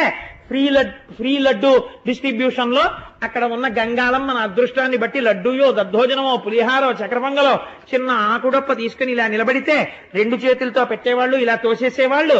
అప్పుడు చక్కగా అందులో చక్రపొంగలో దొరికితే అక్కడ ఉన్నటువంటి నూతి దగ్గర నించుని స్వామివారి శ్రీవారి వంటశాల పక్కన నిలబడి తెల్లవారకట్ట ఆ ప్రసాదం తినేసి ఆ పంపుల దగ్గర చేయగడిగేసుకుని ఆ నీళ్లు తాగేసి అప్పటి వరకు స్వామివారు బయటికి వస్తే వెలిగించి తీసుకొచ్చేటటువంటి పెద్ద పెద్ద కాగడాలు ఆరిపోయినవి చిన్ని చిన్ని మంటలతో అక్కడ ఉంటే జిడ్డు మీద జారిపోకుండా వాటర్ జెట్స్ తో నీళ్లు కొడుతుంటే ఆ తడిసిపోయిన చోట పంచ పైకి పట్టుకుని ఎడం పక్కకొచ్చి స్వామివారి గడ్డానికి తగిలిన గుణపాన్ని పైన గోడకి తగిలించి ఉంటే చూసి మళ్ళీ ఓసారి వెనక్కి తిరిగి గోవిందా గోవిందా పునర్దర్శనం ఇమ్మని ఆ రాజద్వారం మెట్టు దాటి బయటికి వచ్చి ప్రసాదం తీసుకుని ఆ స్వర్ణ తేరు ఉండేటటువంటి ఆ పెద్ద గది దగ్గర నుంచి శిఖరం వంక చూసి మళ్ళీ ఎప్పుడు లోపలికి వస్తానో వెంకటేశ్వర వచ్చేస్తున్నావో వారం రోజుల్లో అని మనసులో అనుకుని పొంగిపోతే ఇది చాలదా చిత్తంలో తలుచుకున్నది. వెంకటాచలం వెళ్ళిన వాడు ఎంత ఫలితాన్ని పొందుతున్నాడో ఇలా దర్శించిన వాడు పొందుతున్నాడు కాదండి. మన స్వేచ్ఛగా స్వామివారి పాదాల దగ్గరికి వెళ్ళి తులసితో ముక్కెట్టి వాసన చూసొచ్చాం కాబట్టి ఇది పరమాత్మ చూస్తాడు, ఎక్కడున్నా చూడగలడు. దీనికి ఏమి నిదర్శనము? ఆ తల్లి పరమాత్మ ఉన్నాడు, మన కోరిక తీరుస్తాడని ఇన్ని అటుకులు ఇచ్చింది. ఆ అటుకులు అడ్డు పెట్టి కుచేలుని యొక్క భార్య కోరిక తీర్చడం కోసమని ఒక్క గుప్పెడు అటుకులు తిని ఐశ్వర్యం ఇవ్వాలనుకున్నాడు. కుచేలుడు అడగలేదు, కృష్ణుడు చెప్పలేదు. బ్రహ్మజ్ఞాని అసలు కుచేలుడు ఏమీ అడగలేదు నాకిమ్మని, కృష్ణుడు నేను ఇచ్చానని చెప్పలేదు. ఆ రాత్రి చక్కగా ఇద్దరూ కలిసి పలహారం చేసి మెత్తటి హంసతూలికా తల్పం మీద కుచేలుణ్ణి పడుకోపెట్టి ఆయన నిద్రపోయే వరకు కాళ్ళొత్తి కృష్ణ భగవానుడు ఏమై కుచేలా చెప్పవాయి మీ అబ్బాయి ఏం చేస్తుంటాడు నీ పోలికేనా అని ఆయనతో మాట్లాడితే ఏం విచిత్రం ఇవాళ బయటికి వెళ్ళలేదు. అలా ఆయనతో కబుర్లు వనల్లిపోతున్నారు. అయ్య బాబోయ్ ఇదేమిటో ఇంత ప్రీతి ఏమిటో, ఇదెక్కడ స్నేహితుడో అని రుక్మిణీదేవి కూడా ముక్కు మీద వేలేసుకునేటట్టుగా సంతోషించి కళ్ళిలా పడిపోతుంటే ఆయన ఏదోట అని కుచేలుడంటే నీకు నిద్ర వస్తున్నట్టుందో కుచేలా పడుకో అని చెప్పి వచ్చి హంసతూలికా తల్పం మీద తాను నిద్రపోతే తెల్లవారుజామున లేచి కాలకృత్యాలు తీర్చుకుని సంధ్యావందనం చేసుకుని మళ్ళీ తనకున్న మాసు బట్టలే కట్టుకుని కృష్ణ నేను వెళ్ళొస్తాను అంటే అయ్యో నువ్వు స్నేహితుడివి, నువ్వు వెడుతున్నప్పుడు నేను మర్యాద అక్కడ వరకు వచ్చి దిగబెట్టాలని, ఎక్కువ దూరం దిగబెట్టకూడదు, తక్కువ దూరం దిగబెట్టాలి. అందుకని కొద్దిగా గడప దాటి బయటికి వచ్చి దిగబెట్టి లోపలికి కృష్ణ పరమాత్మ వెడితే ఆ నడిచి వెళ్ళిపోతున్నటువంటి కుచేలుడు అనుకున్నట్ట ఏమి నా భాగ్యం, ఏ పరమాత్మ యొక్క దర్శనాన్ని కొన్ని కోట్ల మంది అడుగుతారో వాడితో కలిసి కూర్చున్నానా, వాడు నా చేతులు పట్టుకున్నాడా, ఓయ్ కుచేలా అని దగ్గరికి జరిగాడా, ఇలా నా ఒళ్ళు తడిమి ఆ అటుకులు తిన్నాడా, రుక్మిణీదేవిని తినమన్నాడా, వాళ్ళందరూ కళ్ళకద్దుకు తిన్నారా, నా కాళ్ళు కడిగాడా, ఏమి సౌజన్యం నా సఖుడిది, ఏమి ఆనందం, ఇంకింతకన్నా నాకు జీవితంలో ఏం భాగ్యం కావాలి అనుకున్నాక గుర్తొచ్చింది, మా ఆవిడ డబ్బుల కోసం పంపించింది కదా. అప్పుడు అనుకున్నాడు, అదేమిటి నేను అడగడం ఏమిటి, ఇన్ని అడిగిన వాడు నా బట్టలు చూసైనా ఇవ్వద్దు. ఇప్పుడు గుర్తొచ్చింది ఎందుకు ఇవ్వలేదు. శ్రీనిధి ఇట్లు నన్ను పచరించి ఘనంబుగ విత్తమేమియున్ ఈయక ఉండుటకు హేతువు జొతకంబయ్యే. ఎందుకు నాకు డబ్బివ్వకుండా నన్ను పంపించేశాడో నాకు ఆ కారణం ఇప్పుడు అర్థమైంది. ఎన్న దరిద్రుడు సంపదాంధుడై ఆనక తన్ను కానడని కాక శ్రితార్తిహరుండు, ఆయన సమస్త వస్తు పరిపూర్ణునిగా నన్ను చెయ్యకుండునే. ఇంత దరిద్రంలో ఉన్నాను కాబట్టి నాకెప్పుడు ఆ కృష్ణుడు గుర్తుంటున్నాడు. ఒకవేళ నాకు ఐశ్వర్యం ఇచ్చేస్తే ఆయన్ని మర్చిపోయి పాడైపోతానేమోనని దరిద్రమే ఉంచి ఆయన నా మనస్సులో ఉండేటట్టుగా నాకు వరం ఇచ్చాడనమాట. అబ్బా ఏమి కృష్ణుడు అని పొంగిపోయాడు ఇంకోసారి. ఇది కుచేలోపాఖ్యానం అంటే. ఎంత మహాత్ముడో చూడండి కుచేలుడు. అటువంటి కుచేలుండి పట్టుకుని అటుకులు తినేశాడు, దరిద్రం వచ్చింది.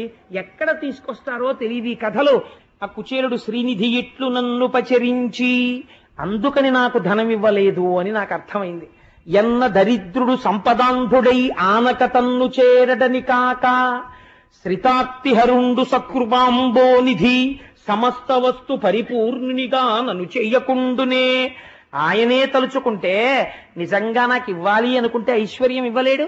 కానీ నేను ఇలాగే ఉండి నిరంతరము భగవంతుణ్ణి స్మరించాలి అని నన్ను ఇలా ఉంచి ఉంటాడు అని అనుకున్నాడు. ఈశ్వరుడి పట్ల ఒక్కసారి ప్రేమతో ఇన్ని అటుకులిస్తేనే అంత ఐశ్వర్యం ఇస్తే గోవింద పట్టాభిషేకంలో ఆలయ కమిటీ వారు చెయ్యలేక కాదండి పాయసాన్ని. మీ అందరూ పరమభక్తితో విన్నారు. రేపటి రోజు ఉదయం మీకు తోచింది ఇంత పంచదారో, ఇన్ని పాలో, ఇంత జీడిపప్పో, 2 యాలుక్కాయలో ఎవరికి తోచింది వారు వేస్తే ఆ పదార్థాలతో అందరం కలుపుకు తిందాం. ఏమో ఇందులో ఏ మహాభాగవతులున్నారో ఎవరి చేతిలో పడింది కలిపి అది మహాప్రసాదం అవుతుందో, అందరి చేతులతో పడింది అందరం పంచుకు తిందామండం వెనకాతల రహస్యం అది. ఏమో ఇందులో ఎంత భక్తులున్నారో, ఆ ఎవరి చేతి పదార్థం పడితే పొంగిపోతాడో పరమాత్మ, అది తిని మనం ధన్యులమైపోతామో. అందరం కలిసి వండుకుని అందరం కలిసి తిందాం. అందుకని రేపు పాయసాన్నానికి అలా ఇమ్మని. ఇంకా పరమాత్మతో కలిసి సంతోషంగా ఆయన రథం వెనక నడిచి సువాసనలు ఆయనకి పరిమళ ద్రవ్యాలు జల్లుతుంటే ఎంత పొంగిపోతాడు నా తండ్రి. ఇంత సేవ, ఇంత పూనిక, ఇంత నమ్మకమా నా మీద అని ఎంత పొంగిపోతాడు. కుచేలోపాఖ్యానం విని మనం ఊరేగింపుకి వెళ్ళకపోతే మనం తప్పు చేసిన వారం అయిపోవండి. ఎందుకంత ధూర్తమాట మాట్లాడతావు, అలా ఉంటావు అనుకుంటున్నావా, నువ్వు అలా అనకూడదని మీరు అంటారని నాకు తెలుసు, అదో చాపల్యం అందుకని అన్నానంతే. కాబట్టి సంతోషంగా కుచేలుడు తన ఊరు చేరుకున్నాడు. తన ఊరు చేరుకుని తన ఇల్లు ఉన్నటువంటి చోటుకి వెళ్ళి చూశాడు.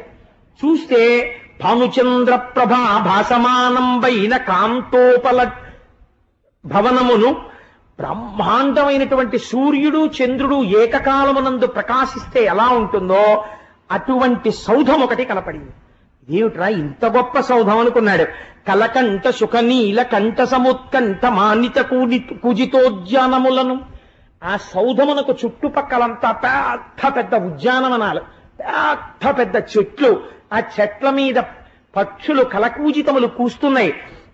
రత్నములు, వజ్రములు, వైఢూర్యములు, మాణిక్యములు, తాపడములు చేయబడినటువంటి అరుగులు, బంగారముతో నిర్మించబడినటువంటి గోడలు, స్తంభములు, మంచి మంచి సరోవరాలు, అందులో కారండవములు, హంసలు మొదలైన పక్షులు, కొన్ని లక్షల మంది పరిచారికలు, ఎక్కడ చూసినా రత్నాల రాసులు, ఎందరో అతిథులు వస్తున్నారు, భోజనం చేస్తున్నారు, అన్నదాత సుఖీభవ అని ఆశీర్వచనం చేస్తున్నారు, వెళ్ళిపోతున్నారు. కలకంఠ సుఖనీల కంఠ సముత్కంఠ మనిత కూజితోద్యానములను పుల్ల సితాంభోజ హల్లక కహ్లార. ఇన్ని చెట్లు, ఒక చెట్టు కాదు, 2 చెట్లు కాదు, అనేకమైనటువంటి చెట్లు. దానితో పాటుగా అనేకమైనటువంటి ఆభరణములు ధరించి చీనాంబరములను కట్టుకున్నటువంటి సేవకీమణులు బయటకి లోపలికి తిరుగుతున్నారు.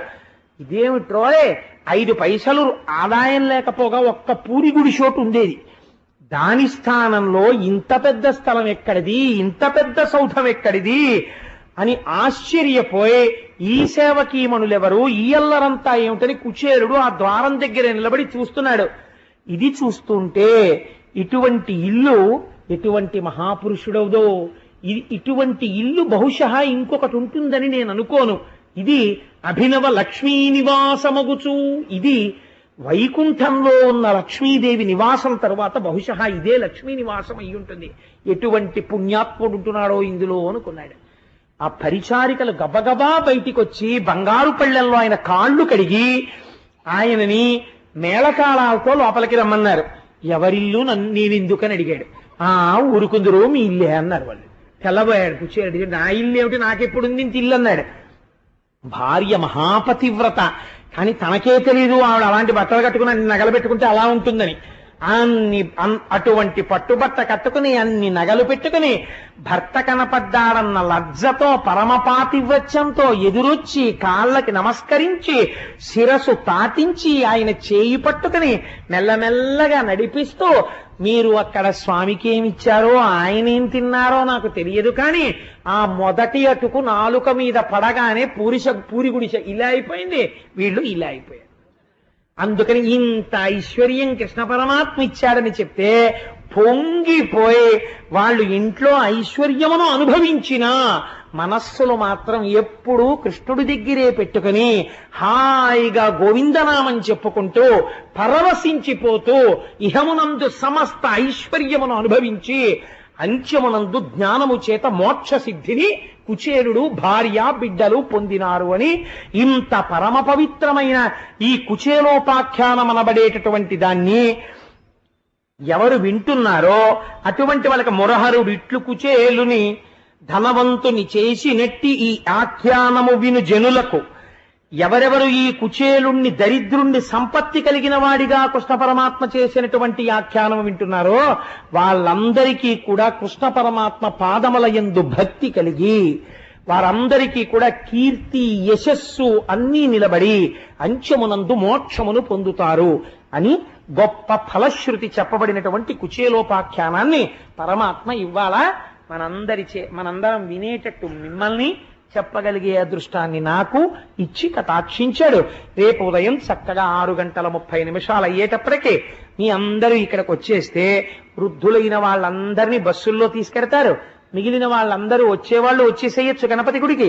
లేని వాళ్ళ ఒక్క 11 మాటలు స్వామి నామం చెప్పకపోతే, ఇంత కథ విని ఆ నామం చెప్పుకోకపోతే నాలికుండి ప్రయోజనం ఏమిటండి? కాబట్టి స్వామి నామం చెప్పుకొని బయలుదేరదాం. నందనందన గోవింద గోవింద హరి గోవింద, గోకుల నందన గోవింద, కష్ట నివారణ గోవింద గోవింద హరి గోవింద, గోకుల నందన గోవింద, వరాహమూర్తివి గోవింద గోవింద హరి గోవింద, గోకుల నందన గోవింద, పక్షివాహన గోవింద గోవింద హరి గోవింద, గోకుల నందన గోవింద, కరుణాసాగర గోవింద గోవింద హరి గోవింద, గోకుల నందన గోవింద, శరణాగత వత్సల గోవింద గోవింద హరి గోవింద, గోకుల నందన గోవింద, ఆపద్బంధవ గోవింద గోవింద హరి గోవింద, గోకుల నందన గోవింద, దరిద్ర జన పోషక గోవింద గోవింద హరి గోవింద, గోకుల నందన గోవింద, శ్రిత పరిపాలక గోవింద గోవింద హరి గోవింద, గోకుల నందన గోవింద, పద్మావతి ప్రియ గోవింద గోవింద హరి గోవింద, గోకుల నందన గోవింద, ధరణీనాయక గోవింద గోవింద హరి గోవింద, గోకుల నందన గోవింద, రఘుకుల నందన గోవింద గోవింద హరి గోవింద, గోకుల నందన గోవింద, నీరజనాభా గోవింద నిత్య కళ్యాణ గోవింద గోవింద హరి గోవింద, గోకుల నందన గోవింద, శేషాద్రి నిలయ గోవింద గోవింద హరి గోవింద, గోకుల నందన గోవింద, శ్రీనివాస గోవింద గోవింద హరి గోవింద, గోకుల నందన గోవింద, శ్రీ వెంకటేశ గోవింద గోవింద హరి గోవింద, గోకుల నందన గోవింద, సర్వం శ్రీ ఉమామహేశ్వర పరబ్రహ్మార్పణమస్తు. స్వస్తి.